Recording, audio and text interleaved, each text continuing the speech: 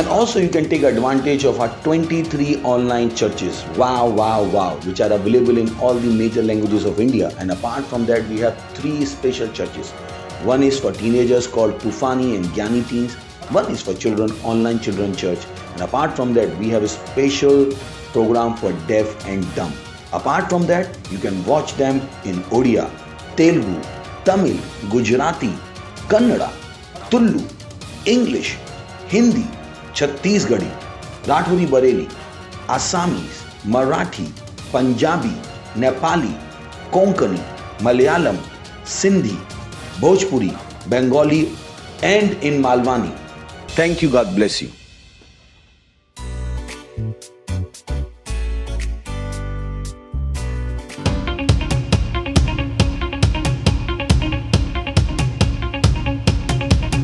Rejoice! Hallelujah! I'm gonna dance and praise Him. Woo!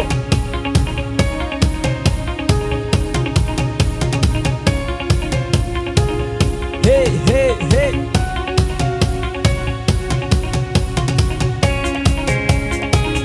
Hey!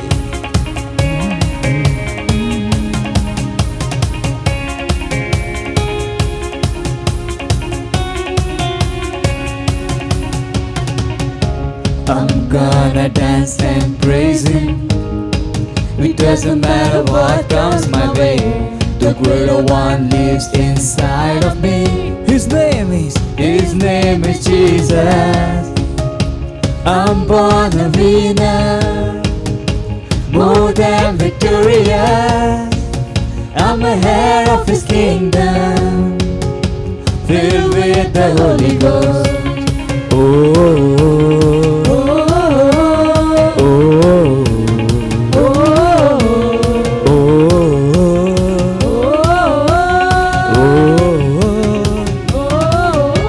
I'm gonna dance and praise Him. Hey!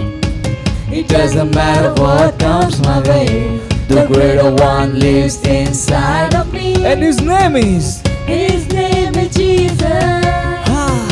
I'm born a winner, more than victorious. More than victorious. I'm a heir of His kingdom, I'm a heir of His kingdom. filled with the Holy Ghost. Filled with the Holy Ghost. I rejoice in Him. I rejoice in Him. I rejoice in Him, more than a conqueror. I rejoice in Him. I rejoice in Him. I rejoice. Rejoice in Him. Cause we are more than a conqueror. oh,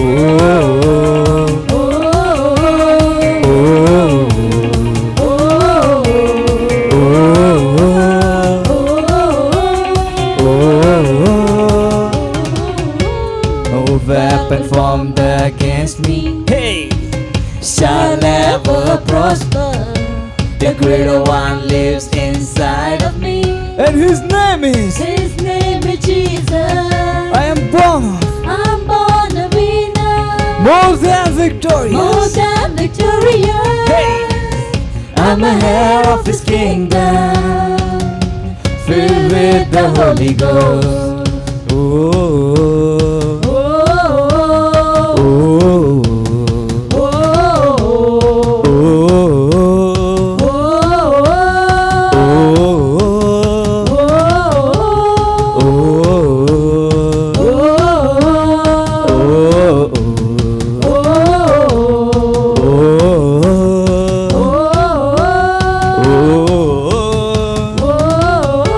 oh, weapon formed against me, hey, shall never prosper. Cause the greater one lives inside of me, and His name is Jesus Christ. His name is Jesus. I'm born a winner, more than victorious. I'm a heir of His kingdom, filled with the Holy Ghost. I rejoice in Him. I rejoice in Him. I rejoice in Him, more more than a conqueror. I rejoice. Rejoice in Him. I rejoice. 'Cause we're more than a conqueror. Hey, I rejoice in Him. More than a conqueror. More than a conqueror. More than a conqueror. More than a conqueror. More than a conqueror. More than a conqueror. More than a conqueror. More than a conqueror. More than victorious. More than victorious. More than victorious. More than victorious. More than victorious. More than victorious. More than victorious. More than victorious. I rejoice in Him. I rejoice in Him. I rejoice in Him. More than a conqueror. Rejoice I rejoice in Him. I rejoice in Him. I rejoice in Him. More than a conqueror. More than a conqueror. More than a conqueror. Glory! Glory! Glory!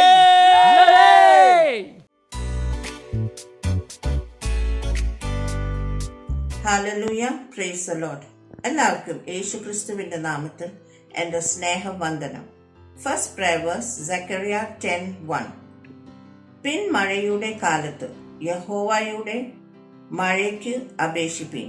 യഹോവ മിന്നൽ പിന്നൽ ഉണ്ടാക്കുന്നവല്ലോ. അവൻ അവർക്ക് വയലിലെ ഏത് സസ്യത്തിനു വേണ്ടി മാറി പെയ്ച്ചു കൊടുക്കും. ആമേൻ. അടുത്ത വേഴ്സ് സാം 2:8. എന്നോട് ചോദിച്ചു കൊള്ളുക, ഞാൻ നിനക്ക് ജാതികളെ അവകാശമായും ഭൂമിയുടെ അറ്റങ്ങൾ കൈവശമായും തരും. ആമേൻ. ആദ്യത്തെ പ്രയർ പോയിന്റ്, നമുക്ക് ഇന്ന് ശക്തമായിട്ട് അന്യഭാഷയിൽ പ്രാർത്ഥിക്കാം. ആത്മാക്കളുടെ രക്ഷയ്ക്ക് വേണ്ടി നമുക്ക് പ്രാർത്ഥിക്കാം. സുവിശേഷത്തിന്റെ വചനം കേട്ട് ദൈവത്തോട് തിരിയാൻ വേണ്ടി നമുക്ക് പ്രാർത്ഥിക്കാം. ആമേൻ. ഇനി നമ്മൾ അന്യഭാഷയിൽ പ്രാർത്ഥിക്കാം. ഹല്ലേലൂയ. നന്ദി കർത്താവേ, നന്ദി പരിശുദ്ധാത്മാവേ. ആന്തരി ബ്രഹാസലമാന്തലി Renderi Brahakarabu Shalaha Sokrala Hikarala Baharabantali Anandiri Brahasakurela Legra Zugari Grantari Brahasadamentali. Hallelujah. Ribahashala Bahasakarala Hatelimante Mendari Brahazagalimante Keri Bahashala Bahasura Lamantali. Hallelujah. Nanikatave Ru Brahasakali Baharabashala Azuza Hazigali Bahasakarela Bahanderi Alingari Mahandali Bahasakarela Baharabashala Azusa Haziga Grace Sakarela Bahanteli Mantakri Baharabashala Manteli.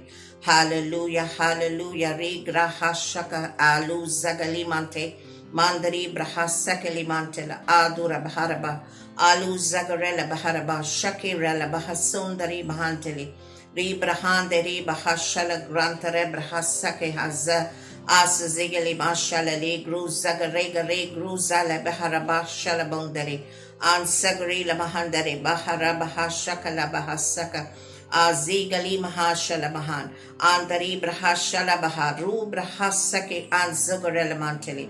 Hallelujah, hallelujah. Kriba Kriba Radiri Brahasakarela Mante Manteli Bahar Bahashala Le Gruzagarela Brahateri Alu Zagali Prakatela Baharala Mashala Mahandali Baha Brenda Rabahar Bahasokarela Bahar Bashaki La Zugari Ara Zagarela Mahanteli Rimbrahandikri Bahashaka Zagarele Baharabante Kri Bahazage. Hallelujah, hallelujah. Rega Bahashala Azezamante Atekir Balaba Harabashala Bazagarele Mahanteli Ribrahande Gri Bahalteli Mahashala Mahan Urali Bahashala Su Samachora Labaharabanteli. Hallelujah, hallelujah. Andre Ribrahate Kri Baharaba Le Grasuka Grantari Brahasakele Manteli Ribrahande Kri Bahasakele Baharabashala Azuz Hazigarele Mante. Hallelujah, hallelujah. Re grahasage banteli. Re brahande gri bahara bahashala hasura lamanteli. Randari brahante gri bahasatali gareba ashakareli bazuza manteli. Au rala hadida bahashala kriba nani katavi. Ru brahande gri bahashatali gahashantali baha. Satali bahashatari grahasakurela bahashala cobra. Razi garila baharabante. Kri bahara bahashata kalimanderi. Re brahande re bahasukurela baharabante kri. Hallelujah, hallelujah, hallelujah. Rega hazage asuza haze gorela maharabashake ribrahand gere bahala bahashala nani kartave rubrahashala masake pratana karta nani kartave yeshua namathil thanne. Amen. Second prayer verse, Hebrews 10:39. നാമോ നാശത്തിലേക്കു പിന്മാറും അവരുടെ കൂട്ടത്തിൽ അല്ല, വിശ്വസിച്ച് ജീവരക്ഷ പ്രാപിക്കുന്നവരുടെ കൂട്ടത്തിൽ അത്രയും ആകുന്നു. Amen. Second prayer point, ഇന്ന് നമ്മൾ പുതിയ വിശ്വാസികൾക്ക് വേണ്ടി പ്രാർത്ഥിക്കാം. അവരുടെ ആത്മീയ വളർച്ച അവരുടെ സത്യത്തിൽ വചനത്തിൽ ഉറയ്ക്കാൻ വേണ്ടി നമുക്ക് പ്രാർത്ഥിക്കാം. ഫൗണ്ടേഷൻ സ്കൂൾ സഭയുടെ മറ്റേ പ്രോഗ്രാമിൽ പങ്കുവെക്കാൻ വേണ്ടി നമുക്ക് പ്രാർത്ഥിക്കാം. Amen. ഇനി നമ്മൾ അന്യഭാഷയിൽ പ്രാർത്ഥിക്കാം. Hallelujah. നന്ദി കർത്താവേ, നന്ദി പരിശുദ്ധാത്മാവേ.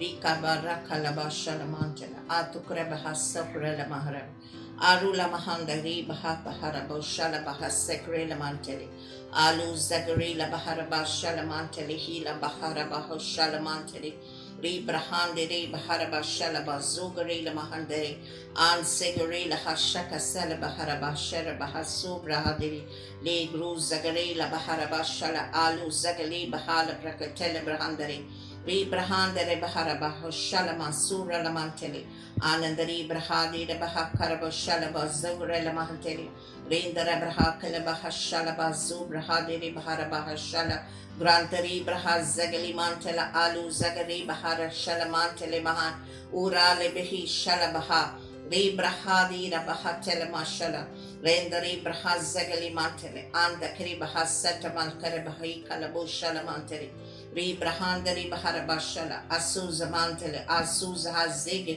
Grazira la bahara bashala ilah rak regali bahashala ma andare ba ansegari la bahashala ezuza hasekare la bahandari.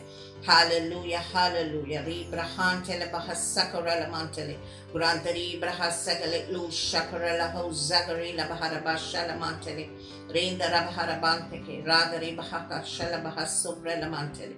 Hallelujah, hallelujah. Nani katavi ru brahadara bahashala Razi gali bahashakara la shatari bahasaka Sulamendare baharabante kera bahasulamante keri baharabashara Rindari brahasakara la bahatele mandari Rindara brahashala bahan Urala bahashala bahar Rudari brahatel. Hallelujah, hallelujah. Rekra bahashala bazege Rindara baharabantele izagazige ilazagurela iluzaza hazugari lamantel. Hallelujah, hallelujah. Re brahashala kriba ora la bahashala bazura la baharabantele re brahande ke lamantele grantari brahasaka andra bahalabante. Hallelujah, hallelujah. Raga ra la baharabashakara la ba uzaza hazege esuzaha lebekarabo shalaba zigra cobra reim brahande giri bahalabantele andre bahasakara lamantele. Hallelujah. Raga hateli bahakabara renke lima hashala mahan re brahasakili baharu brahashala bahasaka grantari. Hallelujah, hallelujah. നന്ദി കർത്താവേ, നന്ദി പരിശുദ്ധാത്മാവേ. പ്രാർത്ഥന കേട്ട് നന്ദി കർത്താവേ, യേശുവിന്റെ നാമത്തിൽ തന്നെ. ആമേൻ. ഇനി നമ്മൾ പ്രൈസ് വർഷിപ്പ് ടീമിനെ സ്വാഗതം ചെയ്യാം. ആമേൻ.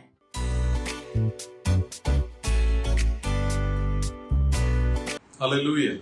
Price the Lord. കർത്താവിന്റെ അതിപരിശുദ്ധനാമം വാഴ്ത്തപ്പെടുമാറാകട്ടെ. അനുഗ്രഹിക്കപ്പെട്ട ഒരു വിശുദ്ധത്തിന്റെ പ്രഭാതത്തിൽ കൂടി റാപ്സഡിയുമായി നിങ്ങളുടെ മുമ്പിൽ കടന്നു വരുവാൻ ദൈവം എന്റെ ജീവിതത്തിൽ തന്ന വിലയേറിയ അവസരത്തിനായി ഞാൻ ദൈവത്തെ സ്തുതിക്കുന്നു. പുതിയൊരു മാസം നമുക്ക് ദൈവം അനുഗ്രഹിച്ചു തന്നിരിക്കുന്നു. ഈ ആദ്യത്തെ ഞായറാഴ്ച പാസ്റ്റർ ക്രിസ് ഒയാക്ലഹോമെ റാപ്സഡിയിലൂടെ നമ്മോട് സംസാരിക്കുന്നു. നമുക്കതിലേക്ക് ശ്രദ്ധിക്കാം. ഇന്നത്തെ വിഷയം ക്രിസ്തുവിന്റെ പരിജ്ഞാനത്തിൽ വളർന്നുകൊണ്ടേ ഇരിക്കുക. അതിനാധാരമായിരിക്കുന്ന വിഷയവാക്യം 2 പത്രോസിന്റെ ലേഖനം 3-ാം അധ്യായം 18-ാമത്തെ വാക്യം. കൃപയിലും നമ്മുടെ കർത്താവും രക്ഷിതാവുമായ യേശുക്രിസ്തുവിന്റെ പരിജ്ഞാനത്തിലും വളരുവേൻ. അവന് ഇപ്പോഴും എന്നേക്കും മഹത്വം. ആമേൻ. തുടർന്ന് പാസ്റ്റർ നമ്മോട് സംസാരിക്കുന്നു. നമുക്ക് പ്രാർത്ഥനയോടെ ശ്രദ്ധിക്കാം. 1 പത്രോസ് 2:2 ചില നഗരങ്ങളിലെ ചില യഹൂദ ക്രിസ്ത്യൻ തീർത്ഥാടകർക്ക് പത്രോസ് എഴുതി. അദ്ദേഹം അവരോട് പറഞ്ഞു, ഇപ്പോൾ ജനിച്ച ശിശുക്കളെ പോലെ രക്ഷയ്ക്കായി വളരുവാൻ വചനമെന്ന മായമില്ലാത്ത പാൽ കുടിപ്പാൻ വാഞ്ചിപ്പേൻ. അവിടെയുള്ള ശിശുക്കൾ എന്നത് ബ്രീഫോസ് ഗ്രീക്ക് എന്നാണ്. അത് പൈതങ്ങളെയും കുട്ടികളെയുമാണ് പരാമർശിക്കുന്നത്. പത്രോസ് ശൈശവ സഭകൾക്കും ചെറുപ്പത്തിലുള്ള ക്രിസ്ത്യാനികൾക്കും ആണ് എഴുതുന്നത്. അവർ അടുത്ത കാലത്താണ് അവരുടെ ഹൃദയങ്ങളെ ക്രിസ്തുവിന് നൽകിയത്. 1 കൊരിന്ത്യർ 3 മറ്റൊരു കൂട്ടം ക്രിസ്ത്യാനികളെ പറ്റി വിശദീകരിക്കുന്നു. അവരെ ക്രിസ്തുവിൽ ശിശുക്കളെന്ന് അപ്പോസ്തലനായ പൗലോസ് വിളിക്കുന്നു. അദ്ദേഹം പറഞ്ഞു, എന്നാൽ സഹോദരന്മാരെ, നിങ്ങളോട് എനിക്ക് ആത്മീകന്മാരോട് എന്ന പോലെയല്ല, ജഡീകന്മാരോടെന്ന പോലെ, ക്രിസ്തുവിൽ ശിശുക്കളായവരോട് എന്ന പോലെ അത്രേ സംസാരിപ്പാൻ കഴിഞ്ഞുള്ളൂ. 1 കൊരിന്ത്യർ 3-ാം അധ്യായം 1-ാം വാക്യം. ഇതിൽ പറഞ്ഞിരിക്കുന്ന ശിശുക്കൾ ഗ്രീക്കിൽ നെപ്പിയോസ് എന്നാണ്. അതിന്റെ അർത്ഥം ശരിയായി സംസാരിക്കാൻ കഴിയാത്ത ഒരാൾ എന്നാണ്. അയാൾ 20 വയസ്സുള്ള വ്യക്തിയായിരിക്കും. എന്നാൽ അയാൾക്ക് ശരിയായി ആശയവിനിമയം നടത്തുവാൻ കഴിയുന്നില്ല. അയാൾ നൈപുണ്യമില്ലാത്തവനും പരിശീലനം ഇല്ലാത്തവനുമാണ്. അയാൾക്ക് പ്രായമുണ്ടായിട്ടും മാനസിക ഏകോപനമില്ല. അതിനാൽ ഇത് ആത്മീയമായി പ്രയോഗിക്കുമ്പോൾ അതൊരു ആത്മീയ ശിശുവായിരിക്കുന്ന ഏതോ ഒരാളുമായി ഇടപെടുന്നു. വർഷങ്ങളായി അയാൾ ഒരു ക്രിസ്ത്യാനിയാണെങ്കിലും ഒരു പരിഷ്കൃതി ഇല്ലാത്തയാൾ. അത്തരം ആളുകൾക്ക് ആത്മീയ ആശയവിനിമയം ഗ്രഹിക്കാനോ ആത്മീയ സത്യങ്ങൾ ആശയവിനിമയം നടത്താനോ കഴിയില്ല. പൗലോസ് അവരെ ശകാരിച്ചുകൊണ്ട് പറയുന്നു, ഭക്ഷണമല്ല പാലത്രേ ഞാൻ നിങ്ങൾക്ക് തന്നത്. 1 കൊരിന്ത്യർ 3-ാം അധ്യായം 2-ാം വാക്യം. പാൽ എന്നത് ദൈവവചനത്തിന്റെ പ്രാഥമിക തത്വങ്ങളെ സൂചിപ്പിക്കുന്നു, ക്രിസ്തുവിന്റെ പ്രാഥമിക ഉപദേശങ്ങൾ. ഒരു ആത്മീയ ശിശുവായ ഒരാൾ തന്നെ അനുഗ്രഹിക്കണമെന്ന് ദൈവത്തോട് പ്രാർത്ഥിക്കുകയും കരയുകയും ചെയ്യും. ആത്മീക പക്വതയുള്ള ആൾ ആയിരുന്നുവെങ്കിൽ ദൈവം ഇതിനകം തന്നെ സ്വർഗത്തിലെ സകല ആത്മീയ അനുഗ്രഹത്താലും നമ്മെ ക്രിസ്തുയേശുവിൽ അനുഗ്രഹിച്ചിരിക്കുന്ന കാര്യം, എഫേസ്യർ 1:3 പറഞ്ഞിരിക്കുന്ന കാര്യം അയാൾക്ക് അറിയാൻ കഴിയും. ഹല്ലേലൂയ. ക്രിസ്തുവിന്റെ മർമ്മം മനസ്സിലാക്കുവാൻ തക്കവണ്ണം അയാൾ വളർന്നിട്ടില്ല. അതായത് അയാൾ ക്രിസ്തുവിൽ ജനിച്ച ദിവസം ക്രിസ്തുയേശുവിൽ ദൈവത്തിന്റെ എല്ലാ അനുഗ്രഹങ്ങളുടെയും അവകാശിയായി തീർന്നു എന്നുള്ള കാര്യം തന്നെ. ദൈവകാര്യങ്ങളിൽ വളരുക, അധികം പരിജ്ഞാനത്തിനായി മുന്നോട്ട് പോവുക, അധികം വിവേകത്തിനായും കൂടി കർത്താവിനെ കൂടുതൽ അറിയുവാനും അവിടുത്തെ മഹത്വം നിങ്ങളുടെ ജീവിതത്തിൽ വെളിപ്പെടുവാനും വേണ്ടി അടങ്ങാത്ത ദാഹത്തോടെ വചനം പഠിച്ചുകൊണ്ടേയിരിക്കുക. ആമേൻ. സ്തോത്രം. ഹല്ലേലൂയ. തുടർന്നുള്ള ഏറ്റുപറച്ചിൽ നമുക്ക് ഒരുമിച്ചേറ്റ് പറയാം. ഞാൻ പറയുന്നതിന് പുറകായി നിങ്ങളും പറയുക. നമ്മുടെ ദൈവം വലിയവനും സ്തുതിക്കപ്പെടുവാൻ തക്കവണ്ണം മഹത്വമേറിയവനുമാണ്. അവിടുത്തെ മഹിമയുടെ ആകർഷണീയതയ്ക്ക് അവസാനമില്ല. ഞാൻ അവന്റെ വചനം പഠിച്ചുകൊണ്ടിരിക്കുമ്പോൾ അവന്റെ മഹത്വം എന്റെ ജീവിതത്തിൽ വെളിപ്പെടുന്നു. അവന്റെ സ്വരൂപത്തിലേക്ക് നിരന്തരം രൂപാന്തരപ്പെടുകയും പരിജ്ഞാനത്തിൽ കൂടുതൽ കൂടുതൽ പുതുക്കപ്പെടുകയും ചെയ്യുന്നു. ദൈവം വാഴ്ത്തപ്പെടുമാറാകട്ടെ. ഹല്ലേലൂയ. സ്തോത്രം. തുടർന്നുള്ള പഠനത്തിനായിട്ട് താഴെ പറയുന്ന വാക്യങ്ങൾ നിങ്ങൾക്ക് വായിക്കാവുന്നതാണ്. എഫേസ്യർക്ക് എഴുതിയ ലേഖനം 5-ാം അധ്യായം അതിന്റെ 27-ാമത്തെ വാക്യം, സദൃശ്യവാക്യങ്ങൾ 4-ാം അധ്യായം 5 മുതൽ 7 വരെയുള്ള വാക്യങ്ങൾ, സദൃശ്യവാക്യങ്ങൾ 11-ാം അധ്യായം 9-ാമത്തെ വാക്യം. കർത്താവിന്റെ അതിപരിശുദ്ധനാമം വാഴ്ത്തപ്പെടുമാറാകട്ടെ. തുടർന്ന് സാക്ഷ്യത്തിനുള്ള സമയമാണ്. സാക്ഷ്യത്തിലേക്ക് നിങ്ങളെ ഓരോരുത്തരെയും ഞാൻ സ്വാഗതം ചെയ്യുന്നു. ദൈവം നമ്മെ സമൃദ്ധിയായി അനുഗ്രഹിക്കുമാറാകട്ടെ. അമേൻ, അമേൻ, അമേൻ. My name is Princess Kukarime Charles. I'm 43 years old. From Port Harcourt, Nigeria. I attended the healing school in 2018 August session because of a condition called autoimmune polyglandular syndrome. It all started in 2013. One fateful morning, I was talking with somebody and I suddenly started losing breath. My chest started tightening and I ended up in an intensive care unit within few minutes. They took me to another hospital in an ambulance. I actually went to the place in my car, but left that place in an ambulance. I was oxygenated, they nebulized me, they did everything to resuscitate me. When this thing happened, the body automatically got stiff. The body automatically got stiff. The only thing you can do at that point in time is to put in the injection, the injector, and then place her on oxygen. At home, for her to relax, in the room, the AC must be there to chill. At this point, I developed heart failure. I developed problem with my brain. I started forgetting things. My hair started falling off. I started adding weight. My bones started getting weak. They couldn't carry me again. I couldn't stand. If I stand, it was like my bones were breaking. They placed me on drugs. I was on these drugs until at a point, all my veins started collapsing. At a point, pus started coming out of my body through my veins. One certain day, we were in church, and it was announced that healing school is now in Nigeria. It was a prayer answered. It's just because of my wife. The day we arrived at the healing school, I had never seen a place like that. I told myself, this is the place I should be, and I will not live here the same. And here came the day the man of God was to minister unto us. While I closed my eyes, I was worshiping.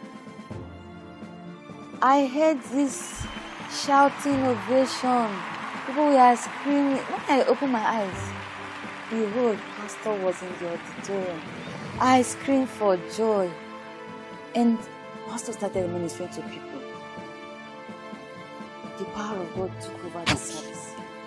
And testimonies. People were jumping out of their wheelchair. People were healed. And when it got to my turn, Pastor laid his hands on me. And I didn't know when I fell off. As I stood up from the ground, I saw myself running. My hands were burning with fire. I was running, rejoicing, because I was healed. After the healing school, wow, I couldn't wait.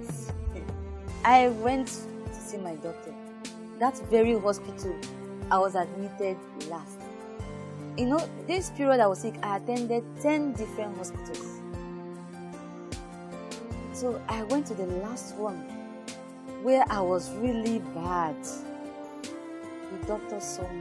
He was like, wow. The receptionist, the nurses were like, wow, what happened to you? I said, God has done it through Pastor Chris. And I don't need to say much because they saw me before and they are seeing me now. My testimony is everywhere. In the office, my colleagues, everybody saw what God has done.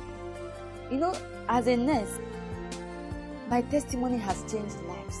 My patients, sometimes difficult situations, as I share my testimony, they believe and their faith is stirred up and their life is transformed. They receive their miracle after hearing my testimony. I go to schools testifying and God is doing things. This testimony is life to me. If there's any definition to life, I'm talking of life. My family has been restored. My life has been restored. My job has been restored. Her job has been restored. Life has been complete and is the higher life now because we've seen it and now we are living in it. Wow. And to the partners of the Healing School, you are awesome. Thank you for what you are doing. You made this possible. Everything was free in the Healing School. The materials that were given to us were free because of your partnership. Continue what you are doing. You are changing lives. You are changing destinies. May God bless you richly. In Jesus' name. Amen. We have the life of God which cannot be corrupt. Cannot be corrupt. Praise the Lord. Because church was not supposed to get sick ever. Church, the message to the church is that they have divine life. Praise the Lord.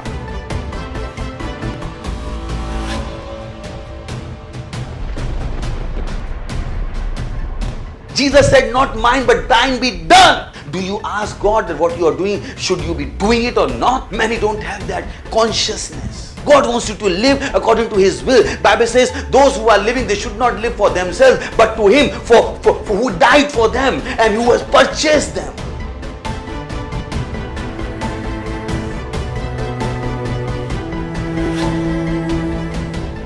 Father, in the name of Jesus, I pray for children.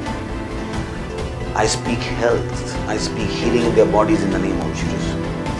I command that demon of darkness to leave them in the name of Jesus Christ of Nazareth. I command those unclean spirits to come out of them in the name.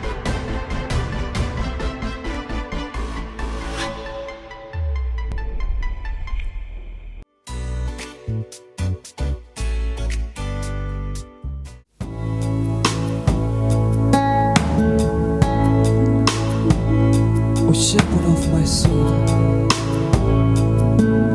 your name is holy. Worthy is your name, shepherd of my soul. You are holy God, holy is your name. You are the shepherd of my soul. Your name is faithful, faithful is your name, shepherd of my soul.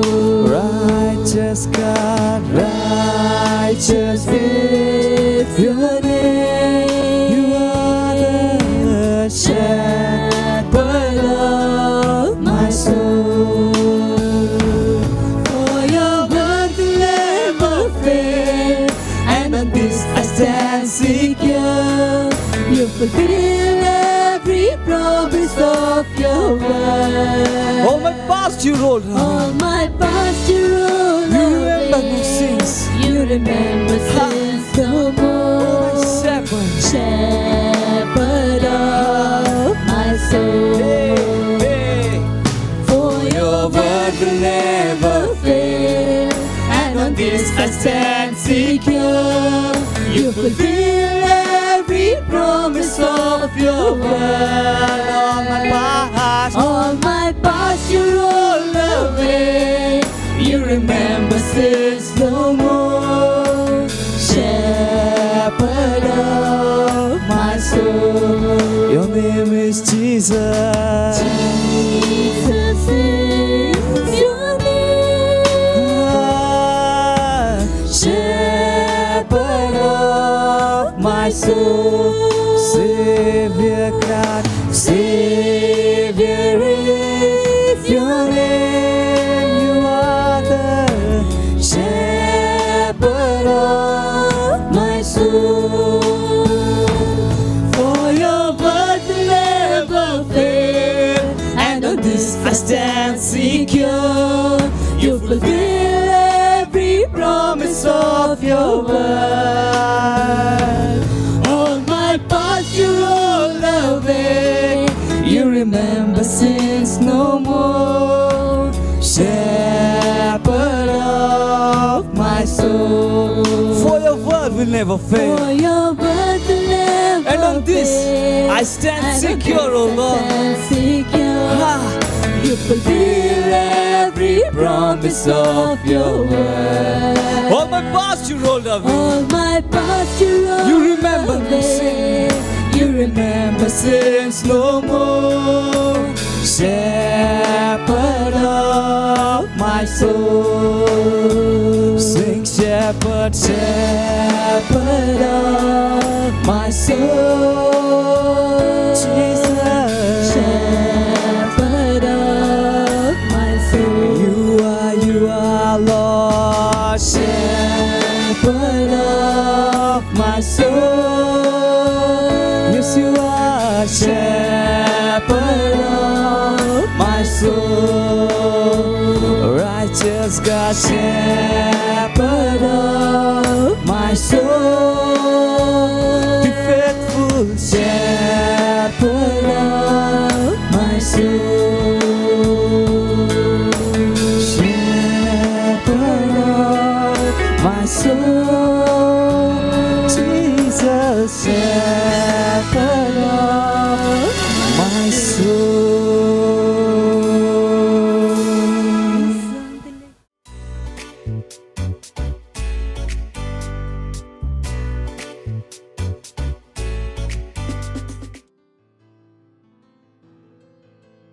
കർത്താവെ, അങ്ങ് ആരാധനയ്ക്ക് യോഗ്യനായവൻ. അങ്ങനെ പോലെ ഒരുവനും ഈ ഭൂമിയിലില്ല. അങ്ങയുടെ നന്മയ്ക്കും അങ്ങയുടെ സ്നേഹത്തിനുമായി നന്ദി പറയുന്നു. വലിയ ദയ ഞങ്ങളുടെ ജീവിതത്തിൽ ചൊരിഞ്ഞതിനായി നന്ദി പറയുന്നു. കർത്താവെ, അങ്ങ് ഈ ഭൂമിയിലെ സൃഷ്ടാവായിരിക്കുന്നു. ഭൂമി മുഴുവനും, ഭൂമിയിലുള്ളത് സകലതും യഹോവയ്ക്കുള്ളത്. രാജ്യങ്ങളെല്ലാം അങ്ങയുടെ ആണല്ലോ.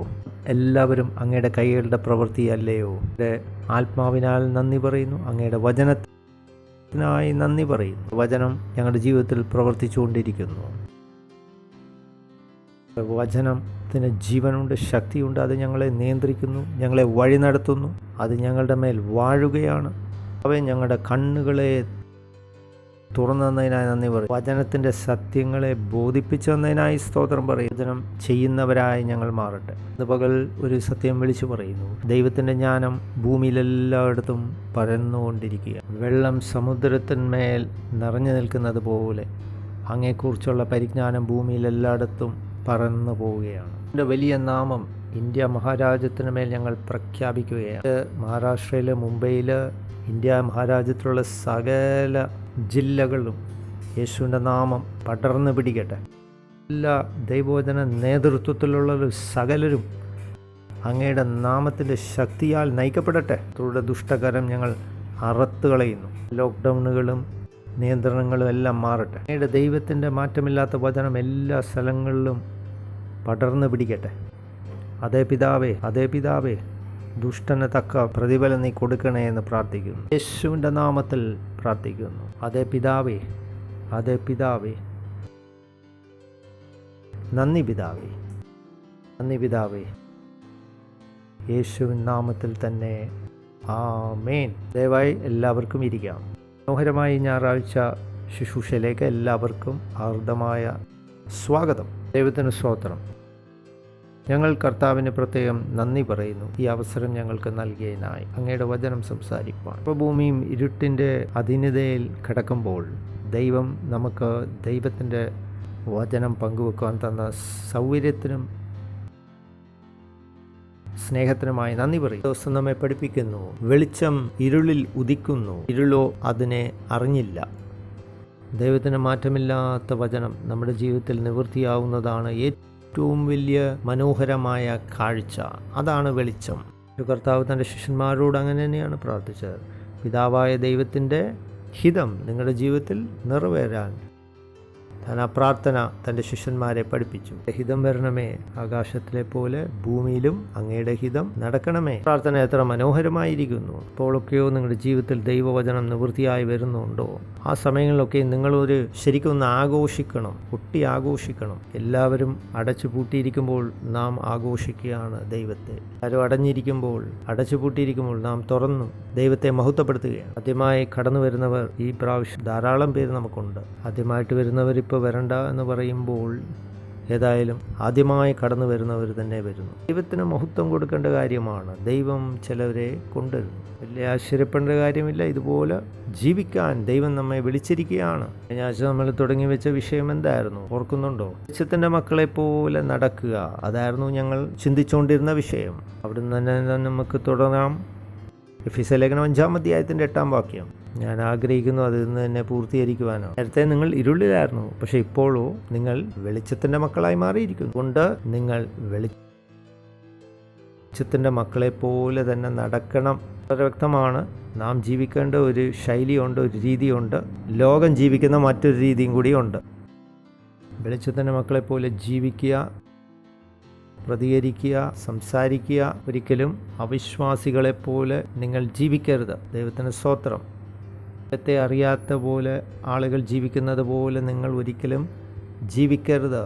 ആ കാരണം കൊണ്ട് തന്നെ എനിക്ക് സങ്കീർത്തനം 1-ന്റെ 1-ാം വാക്യം വളരെ ഞാൻ ഇഷ്ടപ്പെടുന്ന ഒരു വാക്യമാണ്. സത്യത്തിൽ ഞാൻ ധാരാളം ഇഷ്ടപ്പെടുന്ന ഒരു വേദവാക്യം. ന്മാരുടെ ആലോചന പ്രകാരം നടക്കാതെയും പാപികളുടെ വഴി നിൽക്കാതെയും പരിഹാസികളുടെ ഇരിപ്പിടത്തിൽ ഇരിക്കാതെയും ചെയ്യുന്ന മനുഷ്യൻ ഭാഗ്യവാൻ. അടുത്ത വാക്യം, അവൻ യഹോവയുടെ ന്യായപ്രമാണത്തിൽ സന്തോഷിച്ച് അവൻ്റെ ന്യായപ്രമാണത്തിൽ പകൽ ധ്യാനിക്കുന്നവൻ. തുടർന്ന് 1-ാം വാക്യത്തിലേക്ക് നമുക്കൊന്ന് മടങ്ങി വരാം. ദുഷ്ടന്മാരുടെ ആലോചന പ്രകാരം നടക്കാതെയും പാപികളുടെ വഴി നിൽക്കാതെയും ഹാസികളുടെ ഇരിപ്പിടത്തിൽ ഇരിക്കാതെയും ചെയ്യുന്ന മനുഷ്യൻ. ഹാസികളുടെ ഇരിപ്പിടം ആരായിരിക്കും? അത് യേശാവിൻ്റെ വംശാവലിയായിരിക്കും, പാരമ്പര്യം. നേരത്തെ ആഹാരത്തിന് വേണ്ടി യേശാവ് എന്ത് ചെയ്തു? തൻ്റെ ജന്മാവകാശം താൻ വിറ്റ് കളഞ്ഞു. പ്രധാനപ്പെട്ട ഒരു വാക്യമാണ്. കാരണം ദൈവവചനം പറഞ്ഞുകൊണ്ടിരിക്കുമ്പോൾ ചിലവരും ചിരിച്ചും തമാശ പറഞ്ഞൊക്കെ ഇരിക്കട്ടെ. നിങ്ങൾ അറിയുന്നുണ്ടോ നിങ്ങൾ പരിഹാസികളുടെ ഇരിപ്പിടത്തിൽ വന്നിരുന്നെന്നുള്ള കാര്യം നിങ്ങൾ അറിയുന്നുണ്ടോ? അങ്ങനെയാണ് ദൈവം നിങ്ങളെ കാണുന്നത്. ഒരുപക്ഷെ ദൈവം വലിയ ദയവുള്ളവനായതുകൊണ്ട് പലരും ഇന്ന് ജീവിച്ചു പോകുന്നു. അല്ലെങ്കിൽ ഒരു ദൂതൻ വന്ന് അപ്പോളെ അടിച്ചിട്ടേനെ. സഭയിൽ കടന്നു വന്ന് ചിലവർ മണ്ടത്തരങ്ങൾ ചെയ്യും, സംസാരിക്കും. ഞാൻ സത്യമായിട്ട് നിങ്ങളോട് പറയുകയാണ്, പല സമയങ്ങളിൽ എന്തൊക്കെ നടക്കുന്നുവെന്ന് ഞാൻ കാണുന്നു. ദൈവത്തിന് സ്തോത്രം. അങ്ങനെയുള്ള സങ്കീർത്തനക്കാരൻ അനുഗ്രഹിക്കപ്പെട്ടവൻ. എല്ലാവരും എൻ്റെ കൂട്ടുകാരല്ല. എല്ലാവർക്കും അങ്ങനെ ഒരു പദവി ഞാൻ കൊടുത്തിട്ടുമില്ല. പാസ്റ്റർ നബീത്തായിരുന്നു ആ പദവി ലഭിച്ച വ്യക്തി എൻ്റെ ജീവിതത്തിൽ എന്ന് കർത്താവിൻ്റെ ദാസൻ പറയുന്നു. മറ്റാർക്കും അങ്ങനെ ഒരു പദവി കൊടുത്തിട്ടില്ല. ആ വ്യക്തി മാത്രമേ സ്നേഹിതൻ എന്ന പദവി ഞാൻ കൊടുത്തിട്ടുള്ളൂ. അനുഗ്രഹം സൂക്ഷിപ്പാൻ തക്കവണ്ണം ഞാൻ എന്നെ തന്നെ കാത്തു സൂക്ഷിച്ചു. മറ്റെല്ലാവരെയും അങ്ങനെ കർത്താവിൻ്റെ ദാസന് സ്നേഹിതൻ എന്ന നിലവാരത്തിൽ കാണാൻ കഴിയയില്ല എന്ന് പറയുന്നു. ദുഷ്ടന്മാരുടെ ആലോചന പ്രകാരം നടക്കാതെയും പാപികളുടെ വഴി നിൽക്കാതെയും പരിഹാസികളുടെ ഇടപെടത്തിൽ ഇരിക്കാതെയും ചെയ്യുന്ന മനുഷ്യൻ ഭാഗ്യവാൻ. ഈ നിലവാരമുള്ള ആളുകളെ കാണുമ്പോൾ എനിക്ക് തിരിച്ചറിയും. അവരെ ഞാൻ സ്നേഹിക്കുന്നുവെങ്കിലും എൻ്റെ അനുഗ്രഹം സൂക്ഷിക്കണമെങ്കിൽ ഇത്തരം ആളുകളെ ഞാൻ ഒഴിവാക്കും. അനുഗ്രഹം നിങ്ങൾ നഷ്ടപ്പെടുത്തരുത്, സൂക്ഷിക്കുക. നിങ്ങൾ എഫെസ്യ ലേഖനം 5-ന്റെ 8 നമുക്കൊന്ന് മടങ്ങിച്ചെല്ലാം. ദൈവകാര്യങ്ങൾ ചെയ്യുമ്പോൾ മറ്റൊരു ആൾ അതിനെ തടസ്സപ്പെടുത്തുമ്പോൾ അത് ദൈവത്തിൽ നിന്നുള്ളതല്ല. നിങ്ങൾ പ്രാർത്ഥിച്ചുകൊണ്ടിരിക്കുമ്പോൾ ഒരാൾ നിങ്ങളെ ഞോണ്ടിക്കൊണ്ടിരിക്കുകയാണെങ്കിൽ ഒരിക്കലും ആ വ്യക്തി ദൈവത്തിൽ ഉള്ള ആളല്ല. ദൈവത്തെ മഹത്വപ്പെടുത്തിക്കൊണ്ട് ആരാധിച്ചുകൊണ്ടിരിക്കുമ്പോൾ മറ്റൊരാൾ പരിഹസിക്കുമ്പോൾ നിങ്ങൾക്ക് എങ്ങനെ ഇരിക്കാൻ കഴിയും? ദൈവത്തിന് വേണ്ടി പ്രവർത്തിക്കുവാൻ തീരുമാനിക്കുമ്പോൾ മറ്റൊരാൾ തമാശകൾ പറയുന്നു. ആ വ്യക്തി ഒരിക്കലും ദൈവത്തിൽ നിന്നുള്ള വ്യക്തിയല്ല. നിങ്ങൾ ഇരുട്ടിലായിരുന്നു, പക്ഷേ ഇപ്പോഴും നിങ്ങൾ വെളിച്ചത്തിലായി. വെളിച്ചത്തിൻ്റെ മക്കളെപ്പോലെ നിങ്ങൾ നടക്കുക. നിങ്ങളെക്കുറിച്ചൊരു പ്രതീക്ഷയുണ്ട്. നിങ്ങൾ കൊടുക്കുന്ന എന്തും ദൈവം സ്വീകരിക്കുമെന്ന് നിങ്ങൾ ചിന്തിക്കരുത്. ആബേലിൻ്റെ കഥ നിങ്ങൾ ഓർക്കുന്നുണ്ടോ? എൻ്റെ യാഗം ദൈവം സ്വീകരിച്ചു, എന്നാൽ കായൻ്റെ യാഗം ദൈവം ഉപേക്ഷിച്ചു. ദൈവത്തിൻ്റെ മക്കളാകുമ്പോൾ നിങ്ങളെക്കുറിച്ച് ദൈവത്തിന് ചില പ്രതീക്ഷകളുണ്ട്. സ്നേഹബന്ധത്തിൻ്റെ അകത്തും ഒരു അന്യോന്യം ഒരു പ്രതീക്ഷയുണ്ട്. സ്നേഹം അന്യോന്യം പങ്കുവെക്കാവുന്നതാണ്. സ്നേഹത്തിന് കൊടുക്കുവാനുള്ള കഴിവുമുണ്ട്, സ്നേഹത്തിന് സ്വീകരിക്കുവാനും ഉള്ള ഒരു പ്രത്യേക കഴിവുണ്ട്. നമ്മെ സ്നേഹിച്ചപ്പോൾ ദൈവവും സ്നേഹം തിരിച്ച് ആഗ്രഹിക്കുന്നു നമ്മളിൽ നിന്ന്. നിങ്ങൾ ദൈവത്തെ സ്നേഹിച്ചില്ലെങ്കിൽ നിങ്ങൾ ആഗ്രഹിക്കാത്തൊരിടത്ത് പിന്നെ നിങ്ങൾ പോയി പെടേണ്ടി വരും. നിങ്ങളെ സ്നേഹിക്കുന്നു. അത് കേൾക്കുമ്പോൾ വളരെ മനോഹരമായ ഒരു വാക്യമാണ്. പക്ഷേ നിങ്ങളോ ദൈവത്തെ സ്നേഹിക്കുന്നുണ്ടോ? നിങ്ങളിൽ നിന്നും വലിയ പ്രതീക്ഷകൾ ദൈവത്തിനുണ്ട്. അതുകൊണ്ട് വെളിച്ചത്തിൻ്റെ മക്കളെ പോലെ നടക്കുക. അതാണ് ദൈവത്തിൻ്റെ പ്രതീക്ഷ നിങ്ങളെക്കുറിച്ച്. ആത്മാവിൻ്റെ ഫലമോ സർവ്വ നന്മയിലും നീതിയിലും സത്യത്തിലുമാണ്. ആ വെളിച്ചത്തിൻ്റെ ആ ഫലം, പുറപ്പെടുവിക്കുന്ന ഫലത്തെക്കുറിച്ചാണ് ഇവിടെ സൂചിപ്പിക്കുന്നത്. സത്യത്തിൽ ഇത് വേദപുസ്തകത്തിൻ്റെ മറ്റൊരു പരിഭാഷയിൽ ഈ ഫലത്തെക്കുറിച്ച് സൂചിപ്പിക്കുന്ന ഇങ്ങനെയാണ്. വെളിച്ചത്തിൻ്റെ ഫലം എന്താണ്? ജെയിംസ് പരിഭാഷ പറയുന്നു. പരിഭാഷയും ഈ വെളിച്ചവും ഫലവും അതിനെക്കുറിച്ച് പറയുന്നു. ആംപ്ലിഫൈഡ് പരിഭാഷ. നിങ്ങൾ വെളിച്ചത്തിൻ്റെ മക്കൾ മാത്രമല്ല, നിങ്ങൾ ആത്മാവിൻ്റെയും കൂടെ മക്കളാണ്. ഈ വ്യത്യാസം നിങ്ങൾ തിരിച്ചറിയണം. ഈ അർത്ഥം, ആഴമുള്ള അർത്ഥം നിങ്ങൾ തിരിച്ചറിയണം. അത് നിങ്ങളുടെ മനസ്സിലെപ്പോഴും നിങ്ങൾ സൂക്ഷിച്ചു വെക്കണം ഈ കാര്യം. ഇതാണ് ഈ സന്ദേശത്തിൻ്റെ പ്രത്യേക അടിസ്ഥാന വചനം എന്ന് പറയുന്നത്. ഇത് തന്നെയാണ്. അപ്പോൾ നിങ്ങളുടെ മനസ്സിൽ സൂക്ഷിച്ചു വെക്കണം. നിങ്ങളെക്കുറിച്ച് ദൈവത്തിൻ്റെ പ്രതീക്ഷ എന്താണ് എന്നുള്ള ഒരു അറിവ് നിങ്ങൾക്ക് ഉണ്ടാകണം. ഗലാത്യ ലേഖനം 5-ാം അധ്യായം 22-ാമത്തെ വാക്യം നമുക്കൊന്ന് വായിക്കാം. എന്നാൽ ആത്മാവിൻ്റെ ഫലമോ സ്നേഹം, സന്തോഷം, സമാധാനം, ദീർഘക്ഷമ, ദയ, നന്മ, വിശ്വസ്തത. എന്നാൽ കിങ് ജെയിംസ് പരിഭാഷയിൽ നമ്മൾ ഇത് വായിക്കുമ്പോൾ അവിടെ ഒരു ചെറിയ തെറ്റ് കാണുന്നു. യെസ് എന്ന അക്ഷരം വലിയ അക്ഷരത്തിൽ എഴുതിയിരിക്കുന്നു. ഏത് ആത്മാവിനെ കുറിച്ചാണ് പറയുന്നത്? ഒരുപക്ഷെ കിങ് ജെയിംസ് പരിഭാഷ പറയുന്നത് പരിശുദ്ധാത്മാവിനെ കുറിച്ച് പറയുന്നെന്നുള്ളതാണ്. പക്ഷേ അതല്ല. കർത്താവിൻ്റെ ദാസൻ ഞങ്ങളോട് പലതവണ ഇത് പഠിപ്പിച്ചിട്ടുണ്ട്. പരിശുദ്ധാത്മാവല്ല ഇവിടെ ഉദ്ദേശിക്കുന്നത്. നമ്മുടെ മനുഷ്യാത്മാവ് വേണം നല്ല ഫലങ്ങൾ പുറപ്പെടുവിക്കാൻ. പറഞ്ഞു, ഞാൻ സാക്ഷാൽ മുന്തിരിവള്ളിയും നിങ്ങൾ ശാഖകളുമാണ്. ശാഖകൾ വേണം നല്ല മുന്തിരി പുറപ്പെടുവിക്കാൻ. നിങ്ങൾക്ക് ലഭിച്ച പുതിയ മനുഷ്യാത്മാവിനെ കുറിച്ചാണ് പറയുന്നത്. വീണ്ടും ജനിച്ച ആത്മാവത്തോട് പറഞ്ഞതുപോലെ ഫലം എവിടെ എന്നാണ് യേശു ചോദിക്കുന്നത്. ഇവിടെ പറയുന്ന ഇതാണ്, നിന്റെ വീണ്ടും ജനിച്ച മനുഷ്യാത്മാവിൽ നിന്നും പുറപ്പെടേണ്ട ഫലങ്ങൾ ഇതൊക്കെയാണ്: സ്നേഹം, സന്തോഷം, സമാധാനം, ദീർഘക്ഷമ, ദയ, നന്മ, വിശ്വസ്തത. അടുത്ത വാക്യം, സൗമ്യത, ആത്മീയ നിയന്ത്രണം എന്നിവയാവുന്നു. ഇവയ്ക്കെതിരെ ഒരു ന്യായപ്രമാണവുമില്ല. ദൈവം ഉദ്ദേശിക്കുന്ന നിൻ്റെ ജീവിതത്തിൽ പുറപ്പെടേണ്ട ഫലങ്ങൾ ഇതൊക്കെയാണ്. അനേകർ ചിന്തിക്കുന്നു, ദൈവം സ്നേഹിക്കുന്ന പോലെ അങ്ങനെ എല്ലാവരെയും ഒന്ന് സ്നേഹിക്കാൻ എനിക്ക് ബുദ്ധിമുട്ടാണെന്ന് പലരും പറയും. ചിന്ത തെറ്റാണ്. കാരണം ദൈവവചനം നിങ്ങളിൽ വിതച്ചപ്പോൾ ആ വിത്തിൽ നിന്നും പുറപ്പെടേണ്ട ഫലങ്ങൾ ഇതൊക്കെയാണ്. വിത്ത് വിതച്ചിട്ടുണ്ട്, നിശ്ചയമായും ഫലമുണ്ട്. വിത്തില്ലെങ്കിൽ ഫലമില്ല. അതുകൊണ്ട് ഒരു ക്രിസ്ത്യാനിക്കും പറയാൻ അവകാശമില്ല ഇങ്ങനെയുള്ള നല്ല ഫലങ്ങൾ പുറപ്പെടുവിക്കുന്ന ഒരു ജീവിതം നയിക്കാൻ ബുദ്ധിമുട്ടാണെന്ന്. ഇതൊന്നും പുറപ്പെടുവിക്കാൻ ഉള്ള കഴിവൊന്നുമില്ല. ഇതൊക്കെ ബുദ്ധിമുട്ടുള്ള കാര്യമാണ്. ഇത് നടക്കാത്ത കാര്യമാണ്. ഇത് ശത്രുവായ സാത്താൻ്റെ ഉപദേശമാണ്. നിങ്ങൾ അതിൽ നിന്ന് പിന്തിരിയണം. എല്ലാവരെയും ഒക്കെ എങ്ങനെ സ്നേഹിക്കാൻ പറ്റും എന്ന് നിങ്ങൾ ചിന്തിക്കുന്നു. പക്ഷെ കഴിയും. ആദ്യമല്ലെങ്കിൽ ഒരിക്കലും യേശു നിങ്ങളോട് അത് ചെയ്യാൻ, അത് പുറപ്പെടുവിക്കാൻ പറയത്തില്ല. സാധ്യമാകുന്നുകൊണ്ടാണ്. പറയുന്നതിൽ കാര്യങ്ങൾ നിങ്ങൾ പിടികിട്ടുന്നുണ്ടോ? നടക്കാത്ത കാര്യം ദൈവം നിങ്ങളോട് ചെയ്യാൻ പറയത്തില്ല. ആയിട്ടും അത് സാധ്യമാകും. കാരണം വേദപുസ്തകം പറയുന്നു, ദൈവം വിശ്വസ്തനും മനുഷ്യർ വ്യാജം പറയുന്നവരുമാണ്. അതിൻ്റെ അർത്ഥം ദൈവവചനം സത്യവും മനുഷ്യൻ്റെ അഭിപ്രായങ്ങൾ തെറ്റുമാണെന്നുള്ളതാണ്. നിങ്ങളുടെ ജീവിതം ഈ നിലവാരത്തിൽ പുറപ്പെടണമെന്ന് ദൈവത്തിന് ആഗ്രഹമുണ്ട്.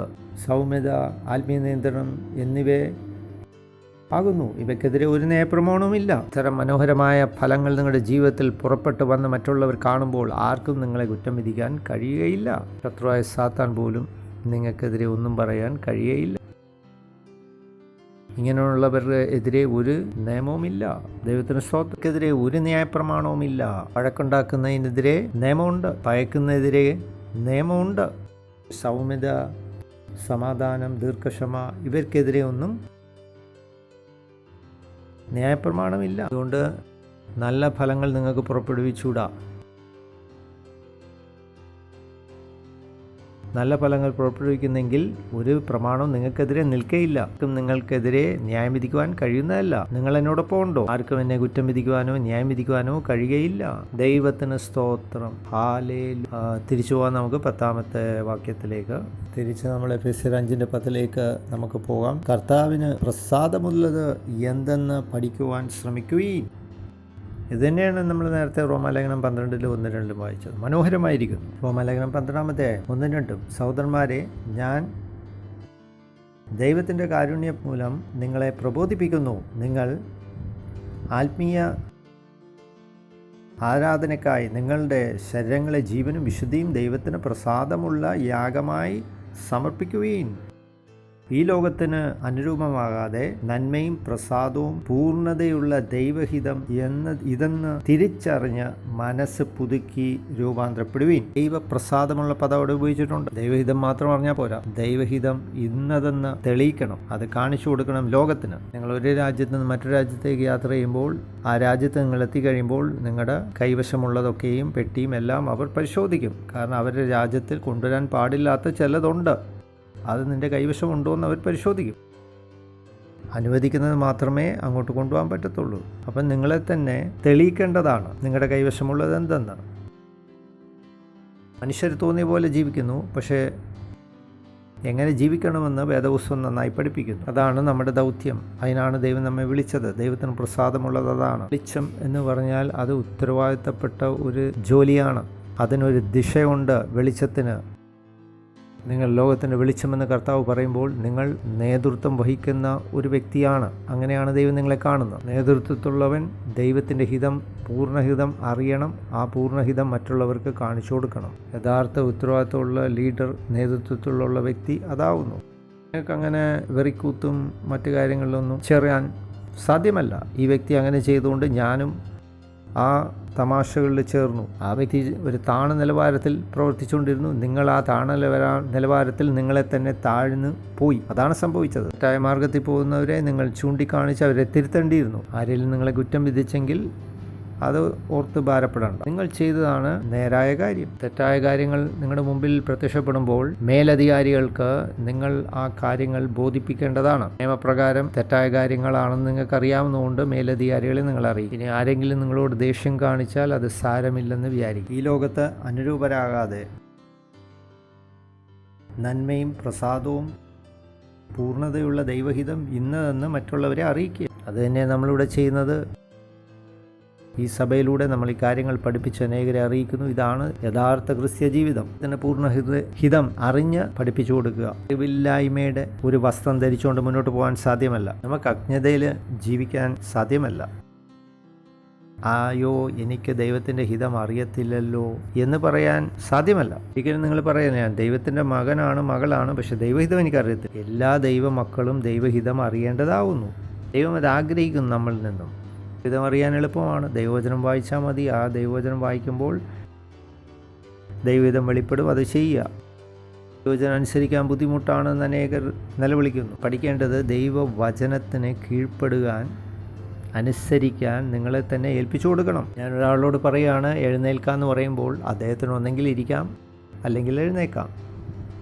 പക്ഷേ ഇതേ വ്യക്തി എഴുന്നേക്കാൻ പറയുമ്പോൾ അദ്ദേഹം എഴുന്നേക്കാതെ ഇരിക്കുക ആണെങ്കിൽ എന്താണ് അർത്ഥമാക്കുന്നത്? ആ കൊടുത്ത നിർദ്ദേശത്തിന് അയാൾ കീഴടങ്ങുന്നില്ല എന്നാണ് അതിൻ്റെ അർത്ഥം. എന്നാൽ അയാളെ പറഞ്ഞ നിർദ്ദേശത്തിന് അയാൾ എഴുന്നേറ്റ് നിന്നാൽ അത് പറഞ്ഞ നിർദ്ദേശത്തിന് അയാൾ കീഴടങ്ങി എന്ന് വേണം പറയാൻ. അങ്ങനെ താൻ കീഴടങ്ങുമ്പോൾ ആ നിർദ്ദേശത്തിൻ്റെ ശക്തി അയാളുടെ മേൽ കടന്നു വരും, വ്യാപരിക്കും. എഴുന്നേക്കുക എന്നൊരാളോട് പറയുമ്പോൾ അയാൾ എന്ത് ചെയ്തു? അയാൾ എഴുന്നേറ്റെങ്കിൽ അയാൾ ആ വചനം ചെയ്തു. കൊടുത്ത നിർദ്ദേശത്തിൻ്റെ ശക്തി അയാളുടെ മേൽ വരുവാൻ അയാൾ അനുവദിച്ചു. ഇത് തന്നെ ദൈവവചനത്തിലും പ്രവർത്തിച്ചുകൊണ്ടിരിക്കുകയാണ്. ദൈവവചനം നിന്നോടൊരു കാര്യം ചെയ്യാൻ പറഞ്ഞാൽ നീ അതുപോലെ ചെയ്യുക. ആ ശക്തി നിൻ്റെ മേൽ വരും. ഇതിനും പറഞ്ഞിട്ടുണ്ട് നിങ്ങൾ ചിരിക്കുക, സന്തോഷിക്കുക. നിങ്ങൾ ചിരിക്കണം, സന്തോഷിക്കണം, ആനന്ദിക്കുക എന്ന് വേദപുസ്തകം പറഞ്ഞിട്ടുണ്ട്. നിങ്ങൾ ആനന്ദിക്കുക. പക്ഷേ മോശമായ അവസ്ഥയിലായിരിക്കാം. പക്ഷേ ആ കാരണം കൊണ്ട് നിങ്ങൾ പറയുകയാണ് ഈ സാഹചര്യം ഇങ്ങനെ ആയതുകൊണ്ട് ഞാനിപ്പം ആനന്ദിക്കുന്നില്ല. അങ്ങനെയല്ല. ഹല്ലേലൂയ, ദൈവത്തിന് സ്തോത്രം. ഉത്തരവാദിത്തം ഏറ്റെടുത്ത് തന്നെ നിങ്ങൾ പ്രവർത്തിച്ചേ മതിയാ. ഉള്ളിലത്തെ സന്തോഷം കെട്ടുപോകരുത്. ഹല്ലേലൂയ. ഈ ലോകത്തോട് അനുരൂപരാകരുത് എന്ന നിർദ്ദേശം നമുക്കുണ്ട്. ലോകത്തിലൊരു മനുഷ്യൻ ജീവിക്കുന്ന പോലെ നിങ്ങൾ ജീവിക്കല്ല. നന്മയും പൂർണ്ണതയുമുള്ള ദൈവഹിതം ഇന്നതെന്ന് നിങ്ങൾ അറിയണം. നമ്മുടെ ഉത്തരവാദിത്തമാണ് അറിയണമെന്നുള്ളത്. അതുകൊണ്ട് തന്നെ ആദ്യം പറഞ്ഞ പോലെ വെളിച്ചത്തിൻ്റെ മക്കളെ പോലെ നാം നടക്കേണ്ടതാവുന്നു. ഉത്തരവാദിത്തം നിങ്ങൾ നിറവേറ്റണം. നമുക്ക് എഫെസ്യ ലേഖനത്തിലേക്ക് ഒന്ന് മടങ്ങിച്ചെല്ലാം. അതിൻ്റെ 10-ാം വാക്യത്തിലേക്ക് നമുക്ക് കടന്നില്ല. 5:10. ഒരുപക്ഷെ ഒരാൾ നിങ്ങളോട് പറയും പുകവലിയൊന്നും സാരമില്ല, അതൊക്കെ ദൈവം അനുവദിച്ചു കൊടുത്തു. നിങ്ങളെന്ത് പറയും? ഇല്ല, ഒരിക്കലും അത് അനുവദിച്ചിട്ടില്ല. വേദപുസ്തകത്തിൽ ഒരിടത്തും അത് എഴുതിയിട്ടില്ല. കാരണം റോമാലേഖനം 12:1 പറയുന്നു നിങ്ങളുടെ ശരീരത്തെ ദൈവത്തിന് പ്രസാദമുള്ള യാഗമായി സമർപ്പിക്കുകയും. പുകവലിക്കുമ്പോൾ നല്ലയുള്ള നന്മയുള്ള ഒരു ശരീരം നിങ്ങൾ ഏൽപ്പിച്ചു കൊടുക്കുന്നില്ല. ജീവിക്കുന്നവൻ്റെ ശരീരത്തിൽ എവിടെയൊക്കെയോ കുഴപ്പങ്ങളും പ്രശ്നങ്ങളും രോഗങ്ങളും കാണും. അപ്പോൾ ഒരിക്കലും പൂർണ്ണതയുള്ള നല്ല ഒരു യാഗമല്ല അത്. അതുപോലെ മദ്യപാനം അനുവദിച്ചിട്ടുണ്ടോ? ഇല്ല, ഒരിക്കലുമില്ല. 2 ഭാര്യമാരായിട്ട് ജീവിക്കും. ദാവീദിന് 5 പേരുണ്ടായിരുന്നല്ലോ എന്ന് പറയും. നിങ്ങൾ ദാവീദാണോ? ആ കാലഘട്ടത്തിൽ അതായിരുന്നു. നിയമപ്രകാരം പോവുകയാണെങ്കിൽ മറ്റു സമുദായത്തിലുള്ളവർ, ഇസ്ലാം സമുദായത്തിലുള്ളവന് 4 ഭാര്യ വരെയും അനുവദിച്ചിട്ടുണ്ട്. അപ്പോൾ ന്യായാധിപതി നിങ്ങളോട് ചോദിക്കും, നിങ്ങളൊരു ഇസ്ലാം മതക്കാരനാണോ? അതുപോലെ തന്നെ ദാവീദ് ജീവിച്ച കാലഘട്ടത്തിലാണോ നിങ്ങൾ ജീവിക്കുന്നത്? ദാവീദിന് 5 ഭാര്യമാരുണ്ടെന്ന് പറയുമ്പോൾ, കാരണം പലരും നിങ്ങളെ തിരിച്ചും മറിച്ചുമൊക്കെ ചോദിക്കും. നിങ്ങൾക്ക് ഉത്തരം എപ്പോഴും ഉണ്ടായിരിക്കണം. 10-ാമത്തെ വാക്യം, കർത്താവിന് പ്രസാദമുള്ള എന്തെന്ന് പഠിക്കുവാൻ ശ്രമിക്കുകയും. വളരെ ശക്തമായി 15-ാമത്തെ വാക്യത്തിൽ പറയുന്നു, ഇരുട്ടിൻ്റെ നിഷ്ഫല പ്രവൃത്തികൾ കൊണ്ട് കൂട്ടാളികളാകരുത്, അവയെ ശാസിക്കുകയും വേണം. ഇരുട്ടിൻ്റെ വ്യക്തികളായി ഒരു ബന്ധവും ഉണ്ടാകരുത്, ഇതുമായിട്ട് യാതൊരു കൂട്ടായ്മയും ഉണ്ടാകരുത്. ഇരുട്ടിൻ്റെ നിഷ്ഫല പ്രവർത്തികളിൽ യാതൊരു പങ്കാളിത്തം ഉണ്ടാകരുത്. വളരെ ഭംഗിയായി അത് വിവരിച്ചിട്ടുണ്ട്. ഇരുട്ടിൻ്റെ നിഷ്ഫല പ്രവർത്തികൾ, ഇരുട്ടിൻ്റെ വ്യക്തികളായി നിങ്ങൾ കൂട്ടാളികളായി മാറുമ്പോൾ അശുദ്ധി നിങ്ങളുടെ ഉള്ളിൽ കടന്നു വരും. നിഷ്ഫല പ്രവർത്തികൾ നിങ്ങളുടെ ഉള്ളിൽ ഉണ്ടാവും. ഒരു കൂട്ടായ്മയും ഉണ്ടാകരുത് അവരുമായിട്ട്. കൂട്ടായ്മയും ആ ഭാഗം വായിക്കുമ്പോൾ മറ്റൊരു ഭാഗത്തേക്ക് നമുക്ക് പോകാൻ കഴിയും. 2 കൊരിന്ത്യർ 6-ാം അധ്യായം 14 മുതൽ താഴോട്ടുള്ള വാക്യങ്ങൾ. നിങ്ങൾ അവിശ്വാസികളോട് ചേർച്ചയില്ലാത്ത പങ്കാളിത്തം ഉണ്ടാകരുത്. നീതിയും അധർമ്മത്തിനും തമ്മിൽ എന്ത് ചേർച്ച? വെളിച്ചത്തിന് ഇരുളിനോട് എന്ത് കൂട്ടായ്മ? എന്താണ് ആ കാര്യങ്ങൾ പറയുന്നതിൻ്റെ പശ്ചാത്തലം?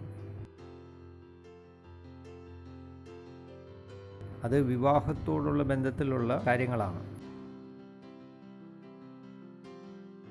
അനേകർ അവർ ജീവിതം താറുമാറാക്കിക്കളയും. ഒരു ക്രിസ്ത്യാനിയാണ്, പക്ഷെ നിങ്ങൾ വിവാഹം കഴിച്ചത് ഒരു അവിശ്വാസിയുമായിട്ടാണ്. നിങ്ങൾക്ക് വട്ടുണ്ടോ? അങ്ങനെ നിങ്ങൾ ചെയ്യരുത്. തെറ്റായ തീരുമാനമാണ്. വേദപുസ്തകം അത് പഠിപ്പിക്കും. വിശ്വാസികളുമായി ചേരരുത് എന്ന് വേദപുസ്തകം പറയുന്നു. കാരണം നീതിയും അധർമ്മവും തമ്മിൽ എന്ത് ചേർച്ച? വെളിച്ചത്തിന് ഇരുളിനോട് എന്ത് കൂട്ടായ്മ? വെളിച്ചവും ഇരുളും തമ്മിൽ എങ്ങനെ ഒരുമിച്ച് വസിക്കാൻ കഴിയും? ആ ജീവിതത്തിൽ എങ്ങനെ ഇരുളും വെളിച്ചവും തമ്മിൽ ചേരുവാൻ കഴിയും? ക്രിസ്തുവിനെ അറിയാത്തൊരു വ്യക്തി ഇരുട്ടാണ് അവനെ ഭരിക്കുന്നത്. ഇരുട്ടിനെ എങ്ങനെ നിങ്ങൾക്ക് വിവാഹം കഴിക്കാൻ കഴിയും? അയ്യോ, അങ്ങനെയല്ല, അദ്ദേഹം മനോഹരമായിരിക്കുന്നു, 56, 32 അളവുകളൊക്കെ പറയും, കാലിൻ്റെയൊക്കെ. നല്ല നീണ്ട മുഖം, നല്ല മനോഹരമായിരിക്കുന്നു, നല്ല ആരോഗ്യം, ബലമുണ്ട്. പക്ഷേ ഇതെല്ലാം ഉണ്ടായിട്ട് അവൻ ഇരുട്ടിലാണ്.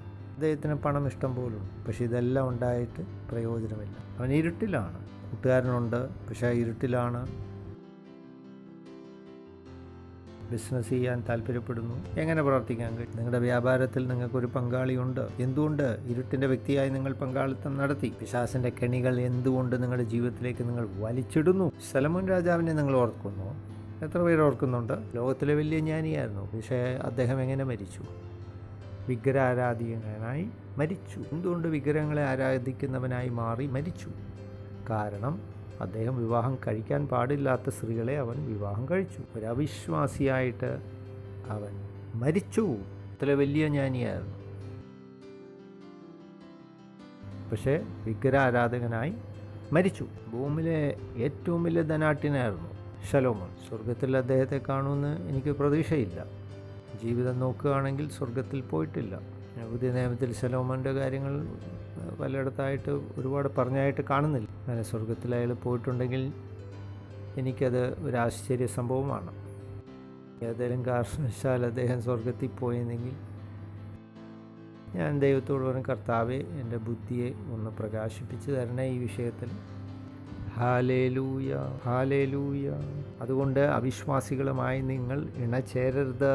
ഇരുട്ടിൻ്റെ നിഷ്ഫല പ്രവൃത്തികളിൽ കൂട്ടാളികളാകരുത്. അവയെ ശാസിക്കുകയാണ് വേണ്ടത്. ശാസിക്കുക എന്ന് അർത്ഥമാക്കുന്നത് എന്താണ്? അത് അർത്ഥമാക്കുന്നത് ഇരുട്ടിൻ്റെ രീതിയിൽ നടക്കുന്ന വ്യക്തികളെ എതിർക്കുവാൻ വേണ്ടി പറയുന്നു. അത്തരം തെറ്റായ കാര്യങ്ങൾ നിങ്ങൾ തിരുത്തേണ്ട, അല്ലെങ്കിൽ അതിനെ എതിർക്കേണ്ടതാണ് നിങ്ങളുടെ ഭാഗത്ത് നിന്ന്. ദൈവത്തിൻ്റെ ഹിതമുള്ള കാര്യങ്ങളല്ല അവർ ചെയ്യുന്നത്. അതുകൊണ്ട് ഒരു വ്യക്തി നിങ്ങളുടെ ഭവനത്തിൻ്റെ അടുത്ത് ഒരു തെറ്റായ രീതിയിൽ ഒരു വ്യഭിചാര ഇടം തുറക്കുകയാണെങ്കിൽ നിങ്ങൾ എന്ത് ചെയ്യും? താമസിക്കുന്ന ഇടത്തിൻ്റെ അടുത്ത് ഒരു വ്യഭിചാര ഇടം മുറി തുറക്കുകയാണെങ്കിൽ നിങ്ങൾ എതിർക്കുകയില്ലയോ? കാരണം അത് നിങ്ങളുടെ ജീവിതത്തെ ധാരാളം ബാധിക്കുമെന്ന് നിങ്ങൾക്കറിയാം. ഇരുട്ടിൻ്റെ പ്രവർത്തികൾ നിങ്ങളുടെ ചുറ്റുപാടും നടക്കുമ്പോൾ നിങ്ങൾ അതിനെ എതിർക്കണം. നിങ്ങൾ ശക്തമായതിനെ എതിർത്തില്ലെങ്കിൽ നിങ്ങൾ സ്വാർത്ഥതയുള്ള വ്യക്തിയാണെന്ന് അത് കാണിക്കുന്നു. സിനിമയിൽ ആ ജനൽ അടയ്ക്കൂ എന്ന് പറഞ്ഞ ആ കഥാപാത്രം കടന്നു വരുമ്പോൾ അത് കേൾക്കുന്ന നിർദ്ദേശം ആളുകൾ ഉപേക്ഷിക്കുന്നു. ഇപ്പോഴും അത് തന്നെയാണ്. വ്യാജത്തെ എതിർക്കുന്നില്ല, തെറ്റായ കാര്യങ്ങൾ മനുഷ്യൻ എതിർക്കുന്നില്ല. ദുഷ്ടത പെരുകുന്നതിൻ്റെ കാരണം നീതിമാൻ മൗനം പാലിക്കുന്നതുകൊണ്ടാണ്. നീതിമാൻ മൗനം പാലിച്ചിരിക്കുന്നതുകൊണ്ട് ദുഷ്ടത പെരുകുന്നു. ചിലവരുടെ കുടുംബ അംഗങ്ങളിൽ തെറ്റായ മാർഗത്തിൽ വിവാഹം കഴിക്കാൻ പോകുമ്പോൾ നിങ്ങൾ മൗനം പാലിക്കും. നാളെ അവർ കുട്ടികളുണ്ടാകുമ്പോൾ ആ കുഞ്ഞിന് വേണ്ടി പ്രാർത്ഥിക്കാൻ അവർ ആവശ്യപ്പെടും നിങ്ങളോട്. ഏത് വ്യവസ്ഥയിൽ നിങ്ങൾ ആ കൊച്ചിനു വേണ്ടി പ്രാർത്ഥിക്കും? ഞാൻ പാടില്ലാത്ത തെറ്റ് നിങ്ങൾ ചെയ്തു. അതുകൊണ്ട് വേദപുസ്തകം പറയുന്നു, യാതൊരു കൂട്ടായ്മയും അധർമ്മത്തിൻ്റെ മക്കളുമായി ഉണ്ടാകരുത്. ഇരുട്ടിൻ്റെ നിഷ്ഫല പ്രവർത്തികളുമായിട്ട് നിങ്ങൾക്ക് കൂട്ടായ്മയില്ല. പിന്നെയോ അവരെ ശാസിക്കുക അത്രേ വേണ്ടത്. ഞാൻ ക്രിസ്ത്യാനിയായി തീർന്നപ്പോൾ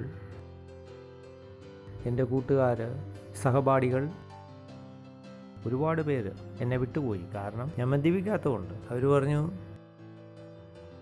അവരുടെ ദൃഷ്ടിയിൽ ഞാനൊരു മടുപ്പിക്കുന്ന വ്യക്തിയായി മാറി, ഒട്ടും രസമില്ലാത്തൊരു വ്യക്തിയായി ഞാൻ മാറി. അനേക നാളുകൾക്ക് മുമ്പായിരുന്നു അത്.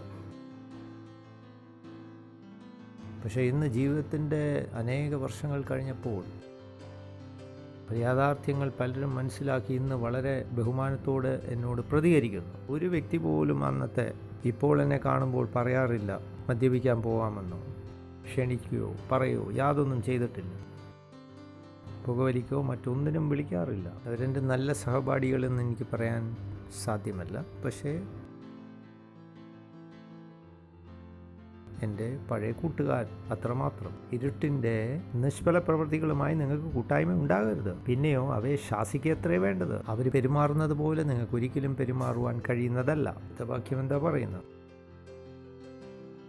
അവർ രഹസ്യമായി ചെയ്യുന്നത് പറയുവാൻ ലജ്ജിക്കുന്നു. അവർ ചെയ്യുന്ന പ്രവൃത്തി അസന്മാർഗ്യത, വ്യഭിചാരം, തരത്തിലുള്ള പാപപ്രവർത്തികൾ. ഇരുട്ടിൽ വസിക്കുന്നവന് ഇരുട്ടിൻ്റെ ചില രഹസ്യ ജീവിത ശൈലികൾ അവർക്കുണ്ട്. അവർക്കൊരു ജീവിതമുണ്ട്, രഹസ്യമായി അവർക്കൊരു മറ്റൊരു പാപജീവിതവുമുണ്ട്. രണ്ട് ജീവിതം നിങ്ങൾക്കുണ്ടാകാൻ പാടില്ല. അടുത്തിരിക്കുന്ന ആളിനോട് പറയുക. രണ്ട് ജീവിതമില്ല എന്ന് അടുത്തിരിക്കുന്ന ആളിനോട് പറയുക. നിങ്ങൾ യഥാർത്ഥ ക്രിസ്ത്യാനിയായി ജീവിക്കുക, 24 മണിക്കൂറും 7 ദിവസവും. അതുപോലെ നിങ്ങൾ ക്രിസ്ത്യാനിയായി ജീവിക്കുക, 24 മണിക്കൂറും 7 ദിവസവും. അടുത്തിരിക്കുന്ന ആളിനോട് പറയുക. ചില വ്യക്തികൾ പാസ്റ്ററിൻ്റെ മുമ്പിൽ മാത്രം ക്രിസ്ത്യാനിയായി ജീവിക്കും. അവരുടെ അടുക്കലുള്ളപ്പോൾ അവർ ക്രിസ്ത്യാനികളാണ്, സഹോദരനാണ്. ദൈവത്തിന് സ്തോത്രം. തന്നെ നയിക്കുന്ന ദൈവദാസൻ മാറിക്കഴിഞ്ഞാൽ അവർ ഏത് രീതിയിലുള്ള സഹോദരനായി തീരും അവരെക്കുറിച്ച് പറയുന്നില്ല. അവരെ സൂക്ഷ്മമായി പരിശോധിച്ച് നോക്കണം. അവർ സഹോദരന്മാരായിട്ട് തന്നെ ജീവിക്കുന്നുണ്ടോ? മണ്ടത്തരത്തിൽ ജീവിക്കരുത്, ദോഷമായ രീതിയിൽ ജീവിക്കരുത്. 24 മണിക്കൂറും 7 ദിവസവും ആഴ്ചതോറും ക്രിസ്ത്യാനിയായി ജീവിക്കുക. അടുത്തിരിക്കുന്ന ആളോട് പറയുക, 24/7 ക്രിസ്ത്യാനിയായി ഞാൻ ജീവിക്കുന്നു. ഇതുപോലൊരു ജീവിതം നിങ്ങൾ ധരിക്കുക. നിങ്ങളങ്ങനെ ജീവിച്ച് മുന്നോട്ട് പോകുക. അവയെ ശാസിക്കുമ്പോഴേ സകലത്തെയും കുറിച്ച് വെളിച്ചത്താൽ ദൃശ്യമാകുകയും ദൃശ്യമാകുന്നതെല്ലാം വെളിച്ചമാകുന്നല്ലോ. ഇതേ വാക്കിൻ്റെ അർത്ഥം നമുക്ക് മറ്റൊരു MC പരിഭാഷയിൽ നമുക്ക് നോക്കാം. ഈ വേദപുസ്തകത്തിൽ പറയുന്ന മറ്റൊരു കാര്യം ഇത് തന്നെയാണ്. ഇവിടെ പറയുന്നത്, തെറ്റായി ചെയ്തുകൊണ്ടിരിക്കുന്ന ഒരു കാര്യം വെളിച്ചത്തിന് മുമ്പിൽ പ്രത്യക്ഷപ്പെടും. അതിന് മറവില്ല. ആ വെളിച്ചമാണ് ദൈവത്തിൻ്റെ വചനം. അതുകൊണ്ട് ആ വചനം നിങ്ങളുടെ ജീവിതത്തിൽ ഉണ്ടെങ്കിൽ അത് എത്ര വലിയ വെളിച്ചമായിരിക്കുന്നു. ആ വചനം നിങ്ങളുടെ ജീവിതത്തിൽ എത്ര വലിയ അനുഗ്രഹമായിരിക്കും. പക്ഷേ നിങ്ങൾ ദൈവവചനം കേട്ട് പുറത്ത് വന്ന് കാണും. പക്ഷേ എങ്കിലും ഇരുട്ടിൽ നിന്ന് പുറത്ത് വന്നെങ്കിലും ഇരുട്ടിൽ തന്നെ ജീവിക്കുവാനും തുടരുവാനും സാധ്യതയുണ്ട്. ഒട്ടേറെ കാര്യങ്ങൾ ചെയ്തുകൊണ്ടിരിക്കുമ്പോൾ വെളിച്ചം അതിന്മേൽ അയക്കുമ്പോൾ അനേകർക്ക് വേദപുസ്തകം വേണ്ട. വേദപുസ്തകത്തിൽ സത്യമുണ്ട്, വെളിച്ചമുണ്ട്. മനുഷ്യൻ ചെയ്യുന്ന ഓരോ പ്രവൃത്തി നല്ലതാണോ ദോഷമുള്ളതാണോ എന്ന് ഈ പുസ്തകത്തിൻ്റെ വെളിച്ചത്തിൽ നമുക്ക് മനസ്സിലാക്കാൻ കഴിയും. അനേകർക്ക് ഈ ദൈവവചനം വേണ്ട. ദൈവവചന പ്രകാരം ജീവിക്കാത്തവരുണ്ടോ? അവർ ദൈവവചനം വായിക്കാത്തവർ തന്നെയാണ്. കാരണം മറ്റൊന്നുമല്ല, ദൈവവചനം വായിച്ചിട്ടുണ്ടെങ്കിൽ ആ വചനം നിങ്ങളെ നിർബന്ധിക്കും അതുപോലെ ചെയ്യാൻ, ജീവിക്കാൻ. അനേകരെ തിരുത്താൻ ഞാൻ ശ്രമിച്ചുകൊണ്ടിങ്ങനെ നിൽക്കുമ്പോൾ തന്നെ എനിക്കറിയാം ഇവരൊന്നും വേദപുസ്തകം കാര്യമായി വായിച്ചിട്ടില്ലെന്നും. ദൈവവചനം വായിച്ചിട്ട് അത് ചെയ്യാതിരിക്കുന്നത് വിശ്വസിക്കാൻ ബുദ്ധിമുട്ടാണ്, വലിയ തമാശയാണ്. കാരണം ഒരു വ്യക്തി പറയുന്നു, ഞാൻ ഭക്ഷണം കഴിക്കുന്നു, 4 സമൂസ രാവിലെ കഴിക്കുന്നു, 4 എണ്ണം ഉച്ചയ്ക്ക് കഴിക്കുന്നു, രാത്രി 4 എണ്ണം കഴിക്കുന്നു. പക്ഷേ ഒരാഴ്ച കഴിഞ്ഞാലും എൻ്റെ ശരീരമൊക്കെ അതുപോലൊക്കെ തന്നെ അതേ രൂപത്തിൽ തന്നെ ഇരിക്കും. ആരും വിശ്വസിക്കുകയില്ല, അവർ ചിരിക്കും. 12 സമൂസ തിന്നുന്നൊരു വ്യക്തിയുടെ ശരീരത്തിൽ മാറ്റങ്ങൾ ഉണ്ടാവും, ആരോഗ്യകരമായി ഇരിക്കുകയില്ല. ശരീരം കുറച്ച് ദിവസം കഴിയുമ്പോൾ സമൂസയുടെ രൂപത്തിലും ഭാവത്തിലും മാറും ഒരുപക്ഷെ. ഒരിക്കൽ ദൈവവചനം നിങ്ങൾ വായിച്ചു കഴിഞ്ഞാൽ ആ വചനം നിങ്ങൾ അനുസരിക്കാൻ തുടങ്ങും. വ്യക്തി പറയുകയാണ്, ഞാൻ പരിശ്രമിച്ചുകൊണ്ടിരിക്കുന്നു ദൈവവചനം അനുസരിക്കാൻ. സത്യത്തിൽ ആ വ്യക്തി ഒന്നും ചെയ്യുന്നില്ല എന്നുള്ളതാണ് അർത്ഥം. ദൈവവചനം അറിയാമെങ്കിൽ അതനുസരിക്കും. നിങ്ങളങ്ങനെ പരിശ്രമിച്ച് ബുദ്ധിമുട്ടേണ്ട കാര്യമില്ല. ദൈവത്തിന് സ്തോത്രം. ജോഷുവയുടെ പുസ്തകം 1-ാം അധ്യായത്തിൻ്റെ 8-ാം വാക്യം. കിംഗ് ജെയിംസ് പരിഭാഷ നമുക്ക് നോക്കാം. ജോഷുവ 1:8. ഈ ന്യായപ്രമാണത്ത് പുസ്തകത്തിലുള്ളത് നിന്റെ വായിൽ നിന്ന് നീങ്ങിപ്പോരുത്. അതിലെഴുതിയതൊക്കെയും അനുസരിച്ച് നടക്കേണ്ടതിന് നീ രാവും പകലും അത് ധ്യാനിച്ചുകൊണ്ടിരിക്കണം. എന്നാൽ നിന്റെ വഴികൾ അഭിവൃദ്ധിയും നിനക്ക് ഉന്നത വിജയവും ഉണ്ടായിരിക്കും. അപ്പോൾ ദൈവത്തിൻ്റെ വചനം നിങ്ങൾ ധ്യാനിക്കാൻ നേരത്തെ നിങ്ങൾ അത് അനുസരിക്കാൻ നിർബന്ധരായി മാറും. ചില ദോഷ സ്വഭാവങ്ങളുണ്ടെങ്കിൽ ആ ദൂഷ്യ സ്വഭാവങ്ങളിൽ നിന്നും മോചനം കിട്ടണമെങ്കിൽ ഞാൻ അവരോട് ഉപദേശിക്കുന്നത് ദൈവവചനം വായിക്കാൻ പറയും.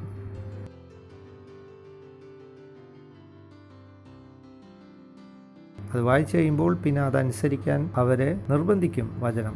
ഈ വചനത്തിന് ശക്തിയുണ്ട്, അത് നിങ്ങളെ രൂപാന്തരപ്പെടുത്തും. എല്ലാ ദിവസവും സമ്പൂസയായിട്ട് ഭക്ഷിച്ചുകൊണ്ടിരുന്നു കഴിഞ്ഞാൽ സമ്പൂസയ്ക്ക് ശക്തിയുണ്ട് നിങ്ങളെ വേറെ രൂപത്തിലാക്കാൻ. അങ്ങനെ സമ്പൂസയ്ക്ക് ഒരാളുടെ രൂപം മാറ്റാമെങ്കിൽ ദൈവവചനത്തിന് എത്രയധികം ശക്തിയുണ്ട്. ഭക്ഷണം കൊണ്ടുവരാൻ താല്പര്യമുണ്ട് എനിക്ക്, കാരണം ഇന്ത്യക്കാർക്ക് പൊതുവേ ഭക്ഷണം താല്പര്യമുള്ളവരാണ്. സമ്പൂസ കൊണ്ടുവരുമ്പോൾ എല്ലാവർക്കും ആ കാര്യം പെട്ടെന്ന് മനസ്സിലാവും. സമ്പൂസ തന്നെ ഇന്ത്യയിലെ ഒരു വിഭവമല്ല, അത് തുർക്കിയിൽ നിന്ന് ആണ് അതിൻ്റെ ഉത്ഭവം. പക്ഷെ സമ്പൂസ എന്ന് പറയുമ്പോൾ ലോകമെല്ലായിടത്തും അത് പെട്ടെന്ന് ആളുകൾക്ക് മനസ്സിലാവുകയും ചെയ്യും. നിങ്ങൾ ഞെട്ടരുത്, സമ്പൂസ ഇന്ത്യയിലല്ലേ ഉണ്ടാക്കിയത്? അല്ല, ഒരിക്കലും അല്ല. ഇന്ത്യക്കാർ സമ്പൂസ കഴിക്കും എന്നുള്ളത് സത്യമാണ്, പക്ഷേ സമ്പൂസയുടെ ഉത്ഭവം ഇന്ത്യയല്ല. എന്താണ് ഞാനിപ്പോൾ ഇതുപോലെ പറയേണ്ടത്? ശരി, ഞാനിത് ഉപേക്ഷിക്കുന്നു. ഇതിനെക്കുറിച്ചുള്ള ജ്ഞാനം പങ്കുവെക്കാനുള്ള സമയമല്ല ഇത്. സകല വിഷയങ്ങളും വെളിച്ചത്തിൻ്റെ കീഴെ വരേണ്ടതാണ്. വെളിച്ചത്തിൻ്റെ കീഴെ വരുമ്പോൾ എല്ലാം സ്പഷ്ടമായിരിക്കും, എല്ലാം വ്യക്തമായിരിക്കും. അത് വളരെ അത്യാവശ്യമാണ്.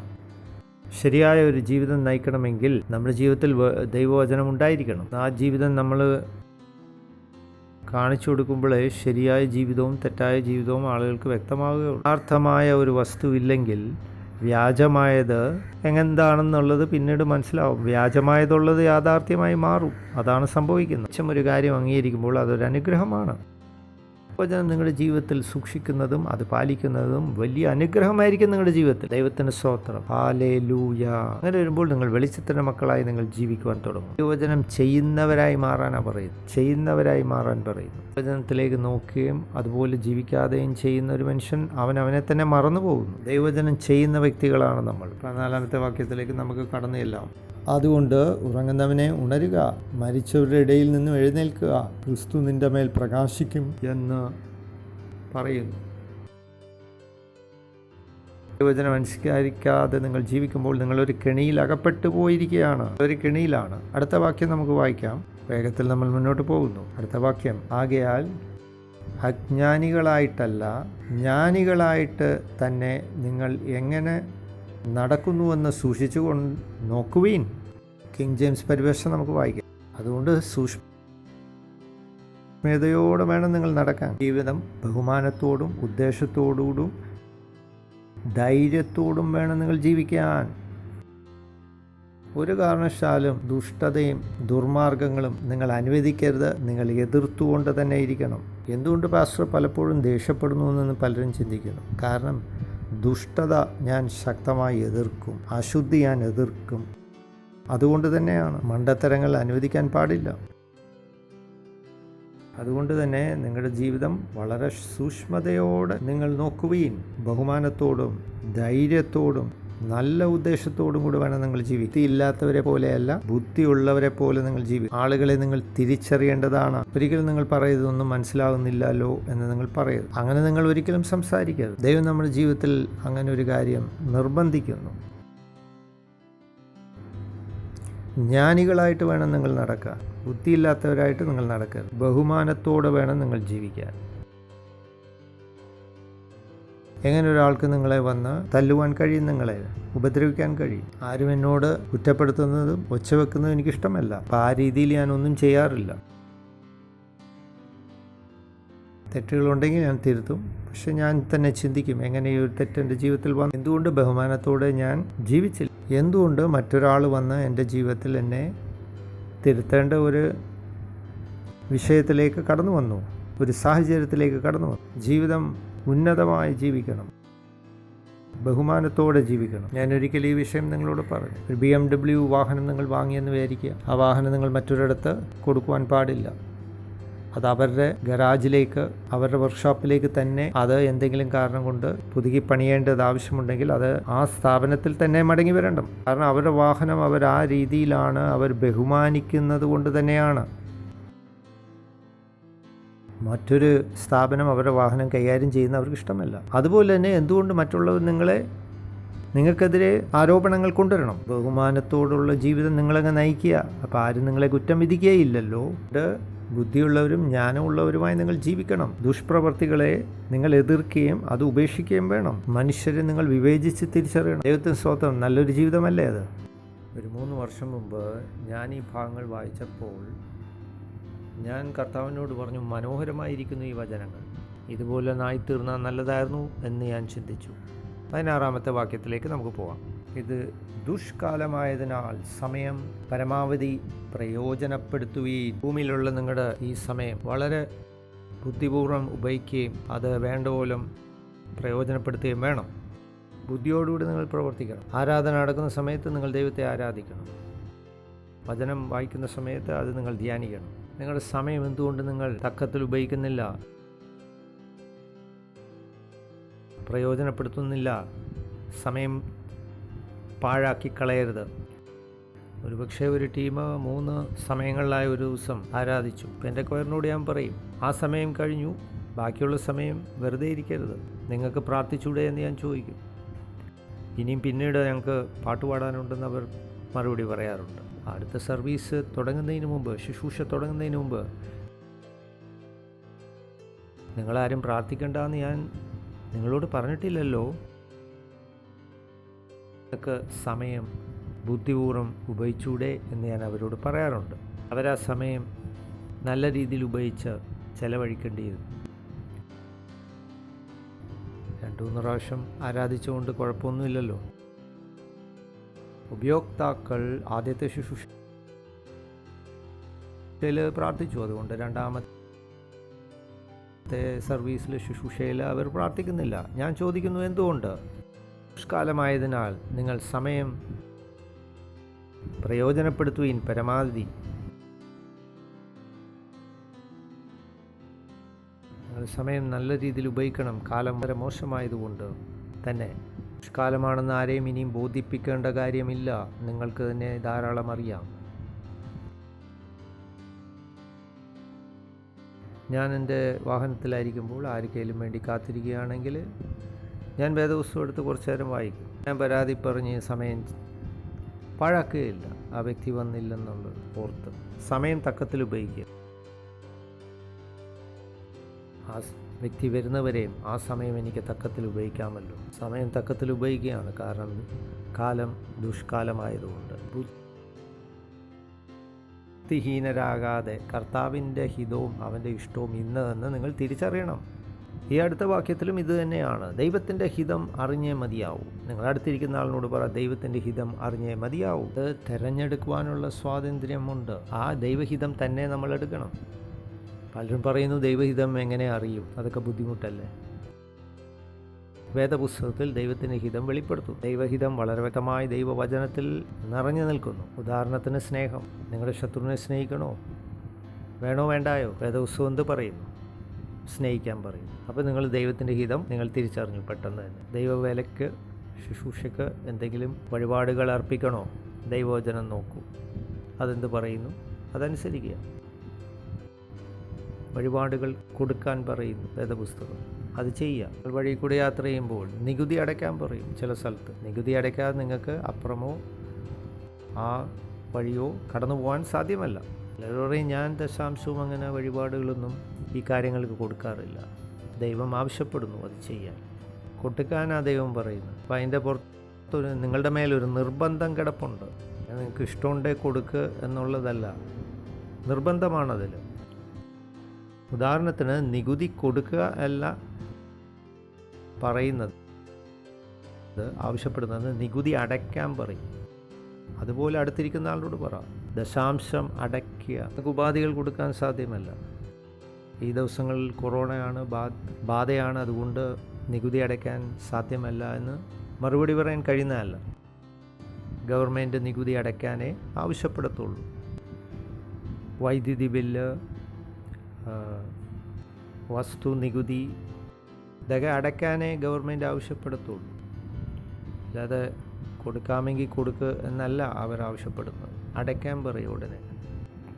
അതടച്ചേ മതിയാവും, വേറെ പോംവഴി ഇല്ല.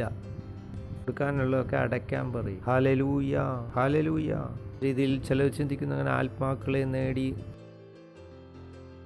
പോകേണ്ട കാര്യമില്ലല്ലോ എന്ന് ചിന്തിക്കുന്നു. അത് ദൈവത്തിൻ്റെ ഹിതമാണ്. അടുത്ത വാക്യത്തിലേക്ക് നമുക്ക് കടന്നെല്ലാം 18-ാമത്തെ വാക്യം. അടുത്ത വാക്യത്തിലേക്ക് നമ്മൾ പോകുന്നു. വീഞ്ഞു കുടിച്ച് മതരാകരുത്, അതിനാൽ ദുർനടപ്പുണ്ടാവുമല്ലോ. മറിച്ച് ആത്മാവിനാൽ നിങ്ങൾ നിറയുവീൻ. നേരത്തെ പറഞ്ഞ പോലെ നമ്മൾ ആത്മാവിൻ്റെ മക്കളാവുന്നു. അപ്പോൾ നിങ്ങൾ എന്ത് ചെയ്യണം? നിങ്ങൾ ആത്മാവിനാൽ നിറഞ്ഞേ മതിയാവും. അത് നിങ്ങൾക്ക് വേണോ വേണ്ട എന്ന് തിരഞ്ഞെടുക്കുന്ന ഒരു വഴി മാർഗമല്ല. അത് നിർബന്ധമാണ്. നിങ്ങളുടെ മേൽ നിർബന്ധം കിടക്കുന്നു. എങ്ങനെ ജീവിക്കണം, എങ്ങനെ പെരുമാറണം എന്നുള്ള കാര്യങ്ങളാണ് ഇവിടെ എല്ലാം സൂചിപ്പിച്ചുകൊണ്ടിരിക്കുന്നത്. തൻ്റെ ശിഷ്യന്മാരോട് ആവശ്യപ്പെട്ട അതാണ്. യെറുസലേമിൽ കാത്തിരിക്കുക, ഉയരത്തിൽ നിന്ന് ശക്തി വരുവോളം കാത്തിരിക്കുക. ഒരിക്കലും അവർക്കൊരു വേണോ വേണ്ട എന്നുള്ള ഒരു അവസ്ഥയല്ല, അത് നിർബന്ധം അവരുടെ മേൽ കടന്നു. ഒരു നിയമം പോലെ. ഇന്ന് ഞാൻ ആത്മാവിനാൽ നിറയാൻ മറന്നുപോയെന്ന് നിങ്ങൾക്കെങ്ങനെ പറയാൻ കഴിയും? പിന്നെ നിങ്ങളെങ്ങനെ മുന്നോട്ട് പോകും? ഒരു തമാശ പോലെ തോന്നും. നിങ്ങളുടെ ഹൃദയം നിങ്ങൾ വീട്ടിൽ മറന്നുപോയി എടുത്തുകൊണ്ട് വരാൻ. പിന്നെ നിങ്ങളെങ്ങനെ ശ്വാസം വലിക്കുന്നു ഇപ്പോൾ ഇവിടെ നിന്നുകൊണ്ട്? ഒരു ക്രിസ്ത്യാനിയായി ജീവിക്കുമ്പോൾ നിങ്ങളുടെ ജീവിതത്തിൽ ആത്മാവിനാൽ നിറയപ്പെടണം. അത് നിങ്ങളുടെ മേൽ നിർബന്ധം കിടക്കുകയാണ്. അത് നിങ്ങളുടെ ഇഷ്ടമനുസരിച്ച് നിങ്ങൾക്ക് തിരഞ്ഞെടുക്കാനോ ഉപേക്ഷിക്കാനോ ഉള്ളതല്ല. 24/7 ദിവസവും നിങ്ങൾ ക്രിസ്ത്യാനിയായി ആത്മാവിനാൽ നിറഞ്ഞവരായി തന്നെ ജീവിക്കണം. ഒരിക്കലും അതിലൊരു സ്വാതന്ത്ര്യം നിങ്ങൾക്കുണ്ട് എന്ന് ചിന്തിച്ച് പോകരുത്. പകൽ സമയം ഇന്ന് എനിക്ക് ആത്മാവിനാൽ നിറയാൻ തോന്നിയില്ല, അങ്ങനെ ഒരിക്കലും ചിന്തിക്കരുത്. എന്താണ് അത്രയും വലിയ നിർബന്ധം? കാരണം മറ്റൊരു ഉദാഹരണം പറയാം. ഒരു വാഹനമോ ഒരു കാറോ ഒരു സ്കൂട്ടറോ ഓടിക്കണമെങ്കിൽ നിർബന്ധമായ ഇന്ധനം വേണം, പെട്രോളോ ഡീസലോ വേണം. അതില്ലാതെ ഓടിക്കാൻ സാധ്യമല്ല വാഹനം. അല്ലെങ്കിൽ CNG വേണം. അപ്പം അതിൽ മറ്റു മാർഗങ്ങളില്ല നിങ്ങളുടെ മുമ്പിൽ. ഒരിക്കലും ക്രിസ്ത്യാനിയായി നിങ്ങൾ ചിന്തിക്കരുത് ആത്മാവിനാൽ നിറയുന്നൊക്കെ തിരഞ്ഞെടുക്കുവാനുള്ളൊരു സ്വാതന്ത്ര്യമില്ലേ. ഇതെന്താണ് അതിൽ നിർബന്ധം നിങ്ങളുടെ മേൽ കിടക്കുന്നു. വിഷയത്തിൽ നിങ്ങൾക്ക് തിരഞ്ഞെടുക്കുവാനുള്ള സ്വാതന്ത്ര്യമില്ല, അത് നിർബന്ധം നമ്മുടെ മേൽ കിടക്കുന്നു. ആത്മാവിനെ ഉപേക്ഷിച്ച് ജീവിച്ച് മുന്നോട്ട് പോകുന്ന സമയം എന്ന് പറയുന്നത് സമയം പാഴാക്കി കളയുന്നു എന്നുള്ളതാണ്. ദൈവം സ്വർഗത്തിൽ എഴുതുന്നില്ലാതെ, ദൈവം ആ പുസ്തകത്തിൽ എഴുതുന്നില്ല. നിങ്ങളൊന്നും ദൈവികാര്യങ്ങൾ ചെയ്യാത്തതുകൊണ്ട്, ആത്മാവിനാൽ അനുസരിക്കാത്തതുകൊണ്ട് തന്നെ. ഒരുപക്ഷെ നിങ്ങൾക്ക് എന്നോട് ചോദിക്കാം, ഇതൊക്കെ കർത്താവിൻ്റെ ദാസനെ നിങ്ങൾക്ക് എങ്ങനെ അറിയാം ഇതൊക്കെ അവിടെ സ്വർഗത്തിൽ എഴുതി വെക്കുന്നുണ്ടോ ഇല്ലയോ എന്നുള്ളത്?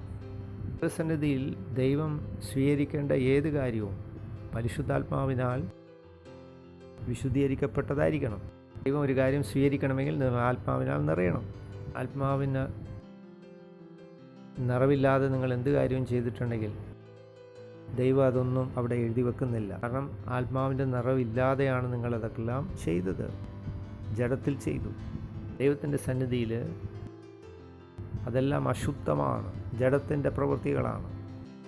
ചെയ്യുന്ന ഏറ്റവും നല്ല പ്രവൃത്തി കരിവിൻ്റെ വസ്ത്രം പോലെയാണ് ദൈവസന്നിധിയിൽ ആത്മാവില്ലാതെ. കാരണം കൊണ്ട് തന്നെ ദൈവം തൻ്റെ പരിശുദ്ധാത്മാവിനെ നമ്മുടെ ഉള്ളിലാക്കി തന്നു. നാം മനോഹരമായി തീരേണ്ടത്. നമ്മുടെ വാക്കുകളൊക്കെ ജഡീകമായതുകൊണ്ട് ദൈവത്തിന് സ്വീകാര്യമല്ല. ഒരു രാജാവിനോട് എങ്ങനെയാണ് സംസാരം? ദീർഘായുസ്സുണ്ട് രാജാവ് നിൽക്കട്ടെ, അങ്ങനെ ഒക്കെയാണ് പ്രയോഗങ്ങൾ. രാജാവ് ദീർഘായുസ്സോട് കൂടെ ഇരിക്കട്ടെ എന്ന് പറഞ്ഞുകൊണ്ടാണ് കയറുന്നത്. ഭൂമിയിലൊരു രാജാവിനോട് നിങ്ങൾ അങ്ങനെ സംസാരിക്കും. പിന്നെ ഉച്ചത്തിൽ നിങ്ങൾ പറയുന്നു ദൈവത്തോട് സംസാരിച്ചിട്ടുണ്ട്. എങ്ങനെ ആ ബഹളത്തിൽ നിങ്ങൾക്ക് പറയാൻ കഴിഞ്ഞു? മരിച്ച ഒരാളിനോടല്ല ഞാൻ പറയുന്നതെന്ന് വിശ്വസിക്കുന്നു.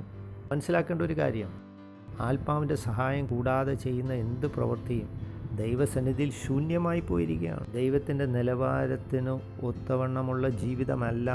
ദൈവം വളരെ വളരെ ഉയർന്ന പദവിയിലാണ് നിൽക്കുന്നത്. ആ രീതിയിൽ നമുക്ക് ദൈവസന്നിധിയിൽ ചെല്ലുവാൻ കഴിയുന്നതല്ല. ദൈവം വലിയവനാണ്, ദൈവം നല്ലവനാണ്, സർവ്വ നന്മയുള്ളവനാണ്, ദയവുള്ളവനാണ്. നേരത്തെ പറഞ്ഞ പോലെ മനുഷ്യൻ ചെയ്യുന്ന ഏറ്റവും നല്ല പ്രവൃത്തി എന്നൊക്കെ ചിന്തിച്ച് ദൈവദൃഷ്ടിയിൽ അത് കരിപുരണ്ട വസ്ത്രം പോലെയാണ്. മനുഷ്യൻ ചെയ്യുന്ന ഏറ്റവും നല്ലത് എന്ന് ഉദ്ദേശിക്കുന്നത് ആത്മാവിൻ്റെ സഹായം കൂടാതെ ഉള്ളതാണ്. അത് ദൈവസന്നിധിയിൽ ഏറ്റവും താണതാണ്, സ്വീകാര്യമല്ല. പലരും പരാതിപ്പെടാറുണ്ട്, ദൈവത്തിനു വേണ്ടി കുറേ നാളുകളായി പലതും ചെയ്യുന്നു, എന്തുകൊണ്ട് അതിനുള്ള കൂലി ലഭിക്കുന്നില്ല? പക്ഷെ ഞാൻ പ്രിയ സഹോദര സഹോദരി ചോദിക്കട്ടെ, ദൈവം ആഗ്രഹിക്കുന്ന അതേ കാര്യം തന്നെയാണോ നിങ്ങൾ ചെയ്യുന്നത്? ദൈവം ആവശ്യപ്പെട്ട ശുശ്രൂഷ തന്നെയാണോ നിങ്ങൾ ചെയ്യുന്നത്? അതോ മറ്റു വല്ലതുമാണോ? നിങ്ങളെ ഒരു ജോലിക്ക് ഒരിടത്തെടുത്തു, നിങ്ങളവിടെ ഒരു കാവൽക്കാരനായി നിൽക്കുന്നു. നിങ്ങളൊരു കാവൽക്കാരനായി ഒരിടത്ത് നിന്നു. പക്ഷേ ആ നിന്ന 30 ദിവസവും വഴിയിലും ചുറ്റുപാടിലുള്ള സകല നായ്കളും നിങ്ങൾ നിന്ന സ്ഥലത്തെല്ലാം കയറി വന്നു. 30-ാം ദിവസം കഴിയുമ്പോൾ നിങ്ങൾ അതിനുള്ള കൂലി ചോദിക്കുമ്പോൾ അവർ നായെ അഴിച്ചുവിടും. നിങ്ങൾക്കെതിരെ പണമല്ല കൊടുക്കുന്നു. അവർ നിങ്ങളോട് ആവശ്യപ്പെട്ടത് നായ്കളെയൊക്കെ പുറത്ത് നിർത്തണം, ഒന്നിനെയും അകത്ത് കയറ്റരുതാണ്. പക്ഷെ നിങ്ങൾ അതിൻ്റെ നേരെ വിപരീതമാണ് ചെയ്തത്. പിന്നെ നിങ്ങൾക്ക് എങ്ങനെ കൂലി ലഭിക്കും? ആത്മാവ് കൂടാതെയുള്ള ചെയ്യുന്ന സകല പ്രവൃത്തികളും ദൈവസന്നിധിയിൽ സ്വീകാര്യമല്ല. അങ്ങനെ നിങ്ങൾ അങ്ങനെ വേല ചെയ്തിട്ട് എങ്ങനെ ആര് നിങ്ങൾക്ക് കൂലി തരാനാണ്? ഞാൻ ഈ വേദമൊക്കെ തർജ്ജമ ചെയ്യുന്ന സമയത്ത് കർത്താവെ എൻ്റെ ശുശ്രൂഷ അംഗീകരിക്കണേ എന്ന് ഞാൻ പ്രാർത്ഥിക്കാറുണ്ട്. പരിശുദ്ധാത്മാവെ, ഞാൻ ചെയ്യുന്ന വേലയൊക്കെയും ആത്മാവിനാൽ ശുദ്ധീകരിക്കപ്പെടട്ടെ. ഞാൻ ആ ശുശ്രൂഷയ്ക്ക് വരുന്ന സമയം മുഴുവനും ദൈവസന്നിധിയിൽ അത് സ്വീകരിക്കുവാൻ പ്രാർത്ഥിച്ചുകൊണ്ട് ഞാനിരിക്കും. ഞാൻ തന്നെ എൻ്റെ ഭാഗം ഏറ്റു പറയും, ഞാൻ അക്ഷരങ്ങളുടെ ശുശ്രൂഷകനല്ല, ആത്മാവിൻ്റെ ശുശ്രൂഷകനാണെന്ന് ഞാൻ പ്രാർത്ഥിച്ചുകൊണ്ട് പരിശുദ്ധാത്മാവെ, നല്ലതും ശരിയും ഉത്തമമായതും പറയുവാൻ എനിക്ക് നീ കൃപ തരണമേ. എൻ്റെ ശുശ്രൂഷ സ്വീകരിക്കണമേ. ആത്മാവിനാൽ ശുദ്ധീകരിക്കപ്പെടാത്ത യാതൊന്നും ദൈവ സ്വീകാര്യമല്ല, ദൈവം സ്വീകരിക്കുന്നില്ല. അടുത്തിരിക്കുന്ന ആളിനോട് പറ, ആത്മാവിനാൽ നിറയാൻ പറയുക. അങ്ങനെ കാര്യങ്ങൾ എളുപ്പമാവും. പിന്നെ അടുത്ത വാക്യം നമുക്ക് നോക്കാം. മരിയാന ജോൺസിൻ്റെ സംഗീതം കേൾക്കാൻ അവിടെ എഴുതിയിട്ടുണ്ടോ? DVD നിങ്ങൾക്ക് ലഭിക്കും. ഇതിന് പണച്ചെലവൊന്നുമില്ല. ഇത് നിങ്ങൾക്ക് എളുപ്പത്തിൽ ചെയ്യാവുന്നതാണിത്. ചിലവർ പറയും ആത്മാവ് നിറയുന്നതിന് മുമ്പ് വിവാഹം കഴിക്കണം. എവിടെ അത് വേദപുസ്തകത്തിൽ പറഞ്ഞു? ചിലർ ഏകനായും ജീവിക്കുന്നു. അത് ആ ഏകനായുള്ള ജീവിതം എന്നെ മടുപ്പിക്കുന്നു. അല്ല, ജീവിതം മടുത്തു പോകുന്നതിൻ്റെ കാരണം നിങ്ങൾ സംഗീതങ്ങൾ കൊണ്ടും ആത്മീയ ഗാനങ്ങൾ കൊണ്ടും നിങ്ങളെ തന്നെ ബലപ്പെടുത്തുന്നില്ല. നിങ്ങൾ ആഗ്രഹിക്കുന്ന ഏതെങ്കിലും ഒരു സഹപാഠി സ്ത്രീ വന്ന് നിങ്ങൾക്ക് വേണ്ടി ഗാനങ്ങൾ പാടാനാണ് നിങ്ങൾ ആഗ്രഹിക്കുന്നത്. യേശു നിങ്ങൾക്ക് വേണ്ടി പാടിയിട്ടില്ലേ? യേശു നിങ്ങളെ ഓർത്ത് പ്രാർത്ഥിച്ചില്ലേ? അവനെ സ്നേഹിച്ചാൽ മതി. സ്നേഹമാണ് ഏറ്റവും വലുത്. ദൈവസ്നേഹം ഇല്ലാത്ത സ്ഥലത്ത് ഒരു സ്ത്രീയുടെ സ്നേഹം പൂർണ്ണമല്ല, ഒരു പുരുഷൻ്റെ സ്നേഹം പൂർണ്ണമല്ല. ദൈവസ്നേഹമാണ് ഏറ്റവും വലുത്. ദൈവസ്നേഹം നിങ്ങൾക്ക് തൃപ്തി തരുന്നില്ലെങ്കിൽ ഒരു സ്ത്രീയുടെ സ്നേഹം നിങ്ങളെ തൃപ്തിപ്പെടുത്തത്തില്ല. കീർത്തനങ്ങളാലും സ്തുതികളാലും ആത്മീയ ഗീതങ്ങളാലും പരസ്പരം സംസാരിക്കുവീൻ. നിങ്ങളുടെ ഹൃദയത്തിൽ കർത്താവിന് പാടിയും കീർത്തനവും ചെയ്യുവീൻ. മനഃശുശ്രൂഷയ്ക്ക് സിറാജിനെയോ ഹെദ്ദായിനെയോ മറ്റാരെയോ നിങ്ങൾ വിളിക്കേണ്ടതില്ല. നല്ല ശബ്ദം കൊണ്ട് നിങ്ങൾക്ക് ദൈവത്തെ മഹത്വപ്പെടുത്താം. നിങ്ങളുടെ കഴിവനുസരിച്ച് നിങ്ങൾ പാട്ട് പാടുക. സങ്കീർത്തനങ്ങളാലും സ്തുതികളാലും ആത്മീയ ഗീതങ്ങളാലും പരസ്പരം നിങ്ങൾ പാടുവീൻ. നിങ്ങളുടെ ഹൃദയങ്ങളിൽ കീർത്തനം ചെയ്യുവീൻ കർത്താവിന്. അത് എളുപ്പമുള്ള കാര്യമല്ലേ? നിങ്ങളുടെ ഹൃദയത്തിൽ എനിക്ക് തന്നെ എന്ത് ആവശ്യമുണ്ടെന്ന് എനിക്ക് നല്ല ബോധ്യമുണ്ട്. പിന്നെ ഒരുപാട് കാര്യങ്ങൾ മാറ്റേണ്ട കാര്യമില്ലല്ലോ. കർത്താവിൻ്റെ ദാസൻ പറയുന്ന അദ്ദേഹം ഒരു തടവ് സ്ഥലത്ത് പോയാലും അവിടെയും ദൈവത്തിൻ്റെ പ്രവൃത്തി നടക്കുമെന്നുള്ള. ഒരു തടവുകാരൻ പോകുന്നൊരിടത്ത് പോയാലും അവിടെ അത്ഭുതം ചെയ്യാൻ കഴിയും. കർത്താവിൻ്റെ ദാസൻ പറയുന്നത് ഇറാഖിലോ ഇറാനിലോ അതുപോലെ സ്ഥലങ്ങളിൽ പോയാലും ദൈവത്തിൻ്റെ അത്ഭുതം അവിടെയും നടക്കും. വാക്യത്തിൽ പറയുന്നു, സന്തോഷത്തോടെ ദൈവത്തിന് എല്ലാ നേരവും സ്തോത്രം അർപ്പിക്കുന്നു. തിരിക്കുന്ന ആളിനോട് പറയുക, യാതൊരു പരാതിയുമില്ല, എല്ലായ്പ്പോഴും ദൈവത്തിന് സ്തോത്രം ചെയ്യുന്നു. അത് ബുദ്ധിമുട്ടുള്ള കാര്യമാണോ? വളരെ ബുദ്ധിമുട്ടുള്ള കാര്യമാണ്. അതിൻ്റെ അനുഗ്രഹം വലുതാണ്. ദൈവത്തിന് സ്തോത്രം അർപ്പിക്കുന്നതിൻ്റെ അനുഗ്രഹം വലുതാണ്. അതിൻ്റെ അനുഗ്രഹങ്ങൾ വലുത് തന്നെയാണ്. ആത്മാവിനാൽ നിങ്ങൾ നിറഞ്ഞാൽ ശത്രു നിങ്ങളുടെ അടുക്കൽ വരുവാൻ സാധ്യമല്ല. ഞാൻ സൗളിൻ്റെയും ദാവീദിനെയും കഥ പറയുകയായിരുന്നു. സൗൾ ദാവീദിനെ പിന്തുടർന്നുകൊണ്ടിരുന്ന ഒരു സമയമുണ്ടായിരുന്നു. ഇത് ശമൂവേലിൻ്റെ അടുത്ത് പോയി വിളിക്കാൻ. കാരണം സൗൾ തന്നെ പിന്തുടരുകയാണ്, തന്നെ കൊല്ലുവാൻ ശ്രമിക്കുകയാണ്. അങ്ങനെ സൗള് ദാവീദിനെ കൊല്ലുവാൻ ചില പടയാളികളെ അവൻ്റെ അടുക്കലേക്ക് വിട്ടു. അവനെ പിടിച്ചുകൊണ്ട് പോവാൻ വന്ന പട്ടാളക്കാർ ആ സ്ഥലത്തെത്തിയപ്പോൾ അവർ പ്രവചിക്കാൻ തുടങ്ങി. തിരിച്ചു വന്നു അവനെ പിടിക്കാതെ. സൗളിന് ദേഷ്യം കയറി അടുത്തൊരു കൂട്ടം പടയാളികളെ അങ്ങോട്ട് തന്നെ വിട്ടു, ദാവീദ് ഒളിച്ചിരിക്കുന്നിടത്ത്. രണ്ടാം കൂട്ടം അവിടെ ചെന്നു. അവരാ സ്ഥലത്തെത്തിയപ്പോൾ അവരും പ്രവചിക്കാൻ തുടങ്ങി എന്ന് വേദം പറയുന്നു. പിന്നീട് അവരും തിരിച്ചു വന്നു. മൂന്നാമത്തൊരു കൂട്ടത്തെയും സൗൾ അയച്ചു. അവരും പോയി പ്രവചിക്കാൻ തുടങ്ങി. അത് കഴിഞ്ഞ് സൗള് ഓർത്തുവരെല്ലാം വിഡ്ഢികളാണ്. താൻ നേരിട്ട് അവിടെ ചെന്നപ്പോൾ താനും അവിടെ ശുശ്രൂഷിക്കുകയും പ്രവചിക്കുകയും ചെയ്തു. അവൻ നഗ്നനായി അവിടെ കിടന്നു എന്ന് വേദം പറയുന്നു. അപ്പോൾ പ്രവചിച്ച് വസ്ത്രമൊക്കെ താഴെ അറിയാതെ പോയി അവിടെ കിടന്നുകൊണ്ട് പ്രവചിച്ചു. പിന്നെ ദൈവത്തിന് സ്തോത്രം. കർത്താവിൻ്റെ ദാസൻ പറയുന്നു, ഒരു വ്യക്തി തന്നെ കൊല്ലുവാൻ ശ്രമിച്ചു. അങ്ങനെയാണോ? അങ്ങനെ കൊല്ലുവാൻ വരുന്ന വ്യക്തി എൻ്റെ ഗാനം പാടുവാൻ ഇടയായിത്തീരും എന്ന് ഞാൻ പറയുന്നു. കർത്താവിൻ്റെ ദാസൻ പറയുന്നു, തൻ്റെ ഭവനത്തിൽ വന്നു കഴിഞ്ഞാൽ താൻ പറയുന്ന മനോഹരമായ ഗാനങ്ങൾ പാടും. ഉദാഹരണത്തിനായി കഴിഞ്ഞ ദിവസങ്ങൾക്ക് മുമ്പ് അങ്ങനെ ഭവനത്തിൽ ഒരു ബാർബർ കടന്നു വന്നു. അദ്ദേഹം എന്നോട് പറഞ്ഞത്, അനേക ഭവനങ്ങളിൽ അദ്ദേഹം പോകാറുണ്ട്, പക്ഷേ ഇതുപോലെ ഒരു സമാധാനം വ്യാപരിച്ചൊരു ഭവനം താൻ ആദ്യമായിട്ടാണ് പ്രവേശിക്കുന്നതെന്ന് താൻ പറഞ്ഞു. അത്തരത്തിലുള്ള വലിയ മനോഹരമായ സാക്ഷ്യങ്ങളാണ് ഞാൻ ലഭിക്കുന്നത്. എൻ്റെ ഭവനത്തിൽ നിങ്ങൾ കാലുകുത്തി കയറിയാൽ സ്വർഗത്തിൽ കയറിയെന്ന പോലെ ആയിരിക്കണം. ദൂതന്മാരുടെ ഉണ്ട്. നിങ്ങൾ കടന്നു വരുമ്പോൾ നിങ്ങൾക്ക് സമാധാനം ഉണ്ടാവും. ഭവനത്തിലെല്ലാ നേരത്തും ആരാധനയും പാട്ടുകളും കൊണ്ട് നിറഞ്ഞിരിക്കും. സ്തുതി ഉയർന്നു വരും. കാരണം ആ ഭവനത്തിൽ ഉള്ള ഗ്രഹനാഥൻ ദൈവവചനം വായിക്കുന്ന വ്യക്തിയാണ്. ദൂതന്മാർ അനവധി ഉണ്ട് അവിടെ. ദൈവത്തിന് സ്തോത്രം. ഹല്ലേലൂയ. ഇതൊക്കെ ചെയ്യാൻ എത്ര പണം വേണം? പണമൊന്നും ആവശ്യമില്ല. പറഞ്ഞു മുന്നോട്ട് പോകണേ ധാരാളം പണി വേണമെന്ന്, പണം വേണമെന്ന്. പക്ഷെ ഞാൻ അദ്ദേഹത്തോട് പറയുകയാണ്, നിനക്ക് ആത്മനിറവാണ് വേണ്ടത്. ആത്മാവിൻ്റെ നിറവ് വർദ്ധിച്ചു വരുമ്പോൾ എല്ലാ കാര്യങ്ങളും ഭംഗിയായി നടക്കും നിൻ്റെ ജീവിതത്തിൽ. അതുകൊണ്ട് ആളുകൾ ഇത്രയും പ്രയാസപ്പെടുന്നു എന്ന് എനിക്ക് മനസ്സിലാകുന്നില്ല. 21-ാമത്തെ വാക്യം ഇപ്രകാരം പറയും, ക്രിസ്തുയേശുവിലുള്ള ഭയഭക്തിയിൽ അന്യോന്യം നിങ്ങൾ കീഴ്പ്പെട്ടിരിക്കുകയും വരുമ്പോൾ വെളിച്ചത്തിൻ്റെ മക്കളായി നിങ്ങൾക്ക് മുന്നോട്ട് പോകാൻ വളരെ എളുപ്പമായിരിക്കും. ഇതിൽ നടക്കാൻ തുടങ്ങുമ്പോൾ നിങ്ങളുടെ ജീവിതത്തിൽ അതിൻ്റെ അനന്തരഫലം നിങ്ങളുടെ ജീവിതത്തിൽ വെളിപ്പെടും. നിങ്ങളുടെ വിശുദ്ധ കരങ്ങളെ ഉയർത്തി അവനെ മഹത്വപ്പെടുത്തുകയും സ്തുതിപ്പീൻ, ആരാധനയും പുകഴ്ചയും കൊടുപ്പീൻ. Valkadia turugatila baragaba sikadio toro sengediala dai turum dial kanudura hatni garigal kaditio rusudial karibatula shigadibalton ruteregadigal kaduya sipaliar pashikadio tolo rottoro magasi. നന്ദി പിതാവേ, യേശു ക്രിസ്തുവിൻ നാമത്തിൽ തന്നെ ആമേൻ.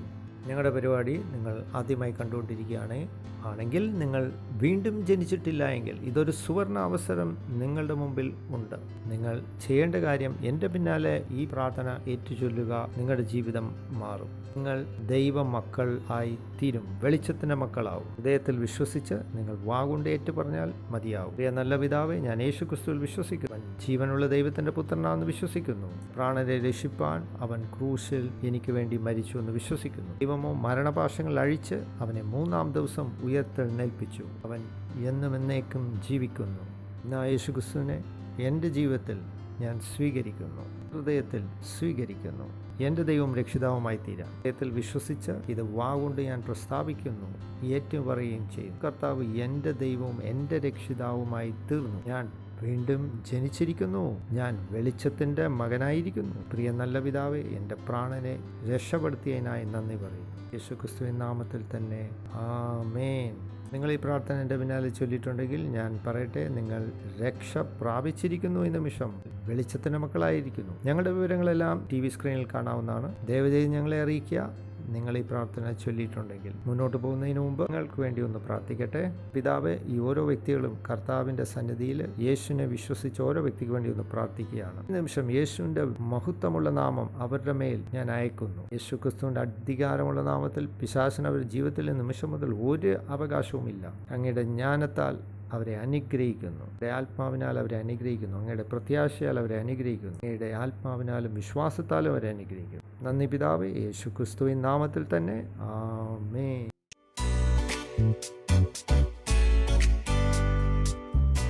ഈ സമയം നിങ്ങളുടെ വഴിപാടുകളും ദശാംശങ്ങളും സമർപ്പിക്കേണ്ട സമയമാണ്. ഞങ്ങളുടെ വിവരങ്ങളെല്ലാം സ്ക്രീനിൽ കാണാവുന്നതാണ്. സന്നിധിയിൽ ഓർത്തുകൊള്ളുക, നമ്മൾ വെറും കൈയോടെയല്ല വരുന്നത്. ആദ്യമായി നിങ്ങൾ ഈ പരിപാടി കാണുകയാണെങ്കിൽ നിങ്ങളുടെ ദശാംശങ്ങളും വഴിപാടുകളും നിങ്ങൾ സമർപ്പിക്കുക. നന്ദി. ദൈവം നിങ്ങളെ ധാരാളമായി അനുഗ്രഹിക്കട്ടെ.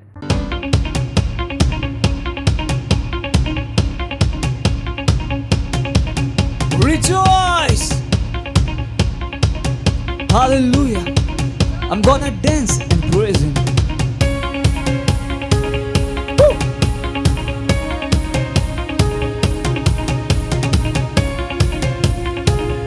Hey, hey, hey!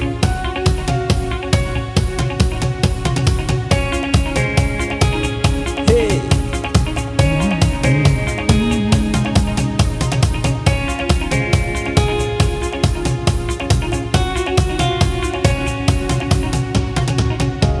I'm gonna dance and praise Him. It doesn't matter what comes my way. The greater one lives inside of me.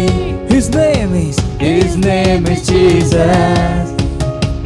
I'm born a winner, more than victorious.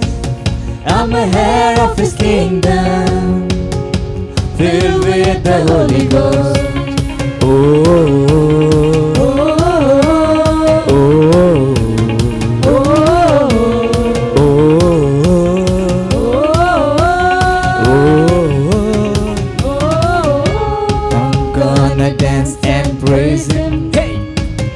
Doesn't matter what comes my way, the greater one lives inside of me. And His name is Jesus. I'm born a winner, more than victorious. More than victorious. I'm a heir of His kingdom, I'm a heir of His kingdom, filled with the Holy Ghost. filled with the Holy Ghost. I rejoice in Him, I rejoice in Him, I rejoice in Him, more than a conqueror. I rejoice in Him, I rejoice in Him, I rejoice, rejoice in Him, 'cause we are more than a conqueror.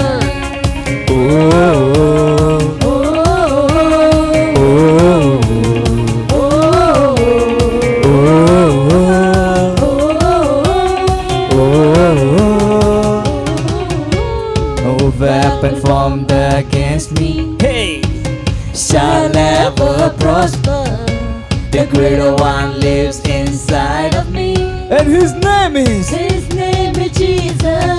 I am born I'm born a winner, more than victorious. more than victorious. Hey, I'm a heir of His kingdom, filled with the Holy Ghost. Oh.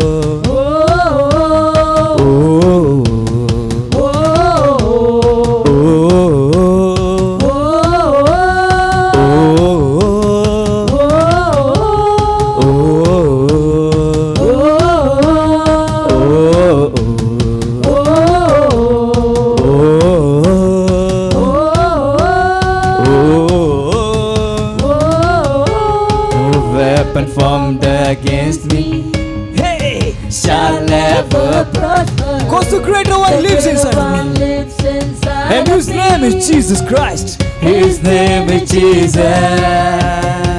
I'm born a winner, more than victorious. I'm a heir of His kingdom, filled with the Holy Ghost.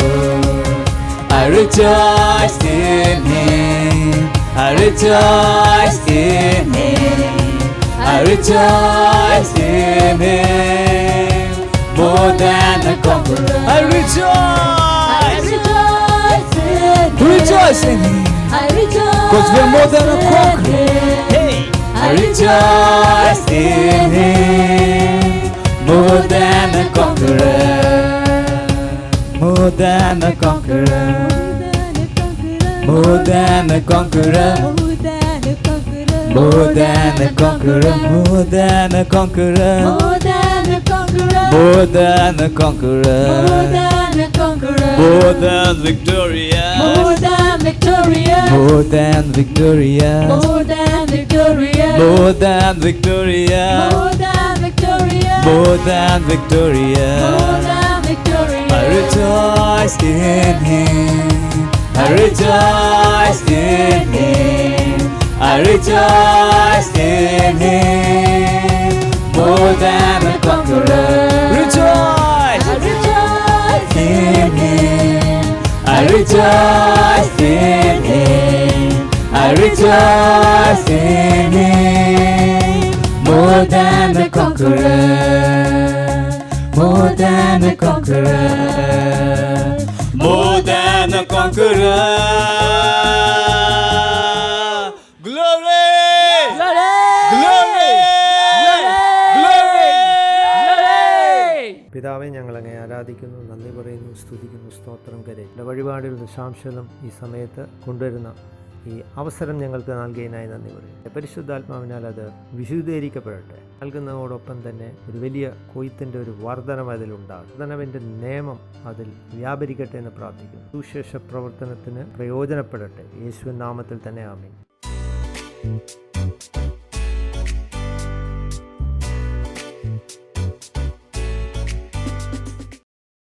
വളരെ പ്രധാനപ്പെട്ട ചില അറിയിപ്പുകൾ നിങ്ങളെ അറിയിക്കുവാൻ ആഗ്രഹിക്കുന്നു. പ്രധാനപ്പെട്ട അറിയിപ്പ് ലോകം മുഴുവനും ഞങ്ങളെ അറിയിക്കുന്നു.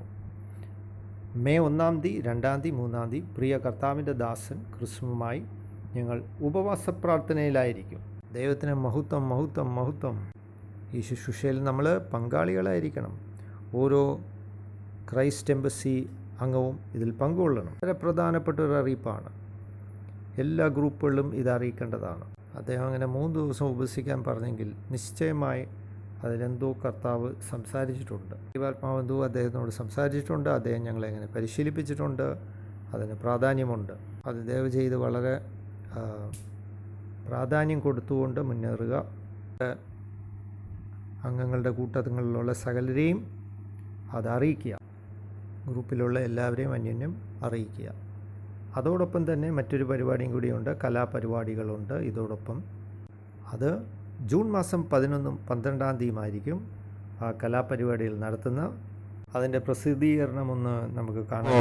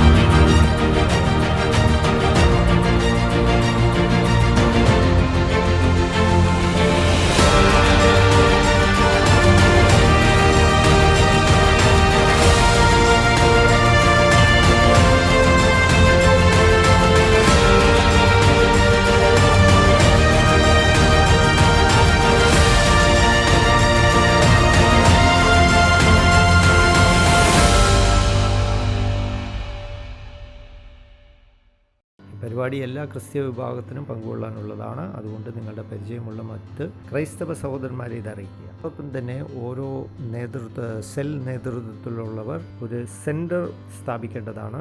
ഓരോ സെൽ നേതൃത്വത്തിലുള്ളവർക്ക് 3 ദിവസം 10 സെൻറ്ററുകൾ സ്ഥാപിക്കേണ്ടതാണ്. ഇന്നും നാളെയും ചൊവ്വാഴ്ചയും ഉൾപ്പെടെ. ബുദ്ധിമുട്ടുള്ള കാര്യങ്ങളാണ് എന്ന് കർത്താവിൻ്റെ ദാസൻ എന്തുകൊണ്ട് ഇത് ചോദിക്കുന്നു എന്ന് ചിന്തിക്കല്ല, നിങ്ങളങ്ങ് ചെയ്യുക. ദൈവം ആവശ്യപ്പെട്ടതുകൊണ്ട് തന്നെ ചെയ്യുകയാണ്. സ്വന്തം ബുദ്ധിയിൽ ചെയ്യാതെ ദൈവം പറയുന്നത് ചെയ്യുന്നതാണ് ഏറ്റവും നല്ല കാര്യം എന്ന് ഞാൻ മനസ്സിലാക്കിയിരിക്കുന്നു. നിശ്ചയമായി ഫലവും ഉണ്ടായിരിക്കും. സെല്ലിൻ്റെ ഒരു അംഗം നിങ്ങളായിട്ടില്ലെങ്കിൽ ദയവ് ചെയ്ത് അംഗമാവുക. അപ്പം തന്നെ അടിസ്ഥാന ഉപദേശ പഠനങ്ങൾ പങ്കുകൊണ്ടില്ലെങ്കിൽ അതിൽ ഒരു പങ്കാളിയാവുക. നിങ്ങൾ ഈ കൂട്ടത്തിലുള്ള ചിലവർ അടിസ്ഥാന ഉപദേശ പഠനങ്ങളിൽ അവരുടെ പഠനങ്ങൾ പൂർത്തിയാക്കിയിട്ടില്ല. ദയവ് ചെയ്ത് അത് പൂർത്തീകരിക്കണം. അപ്പം തന്നെ 10 ലക്ഷം വൈകാരിക ശുശ്രൂഷയുടെ പകർപ്പുകൾ ഞങ്ങൾ കൊടുത്തു അയക്കുകയാണ്.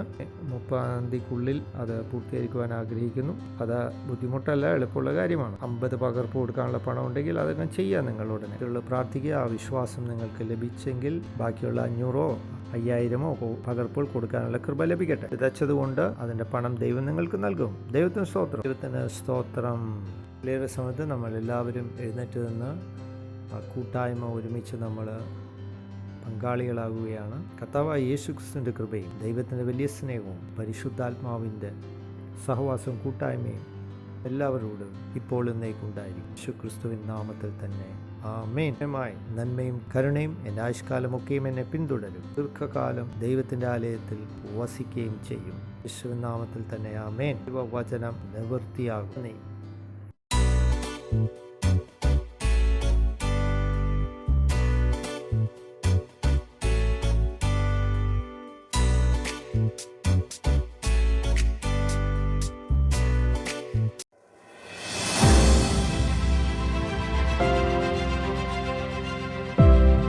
बाइबल कहती है, इसलिए तुम जाओ और सारे देशों को सिखाओ और उन्हें पिता और पुत्र और पवित्र आत्मा के नाम में बपतिस्मा दो और उन्हें सब बातें जो मैंने तुम्हें आज्ञा दी हैं मानना सिखाओ। और देखो, मैं जगत के अंत तक सदा तुम्हारे साथ हूँ। भारत की कुल जनसंख्या 136 करोड़ से भी अधिक है, जहाँ पर 447 से भी अधिक बोली जाने वाली भाषाएं हैं। 31 मई 2021 तक हम पूरे भारत में 10 लाख वास्तविकता संग्रह की प्रतियां बांट रहे हैं और भारत के हर जिले में 200 वास्तविकता संग्रह की प्रतियां बांट रहे हैं। भारत की 20 से भी अधिक भाषाओं में हिंदी, मराठी, इंग्लिश, गुजराती, तेलुगु, तमिल, कन्नड़ा, पंजाबी, बंगाली, अस्सामी, मलयालम, कोंकणी, ओडिया, राठवी बरेली, डोंगरी, मणिपुरी, नागामीज, मिजो, घरवाली, छत्तीसगढ़ी।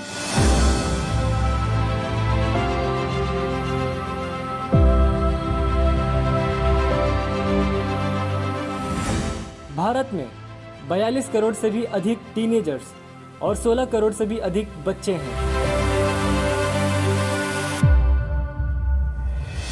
हम भारत के हर टीम्स और हर बच्चों के पास पहुंच रहे हैं हमारे टीवो और अर्ली रीडर्स के साथ। और हम 5000 टीवो और 10,000 अर्ली रीडर्स हर महीने बांट रहे हैं हिंदी और इंग्लिश भाषा में।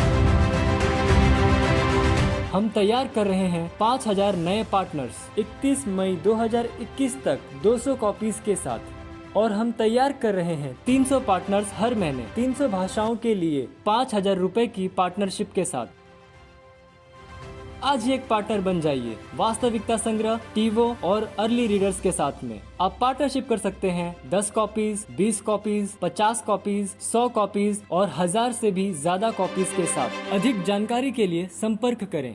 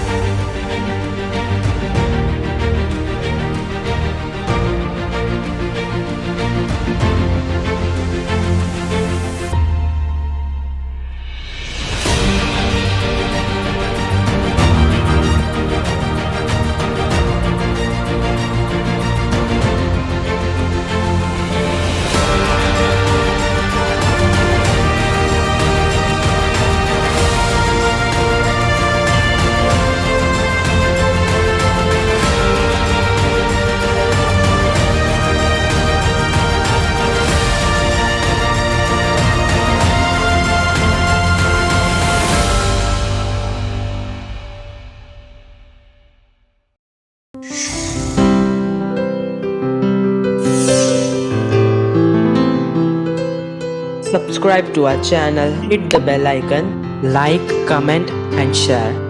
Thank you and God bless you.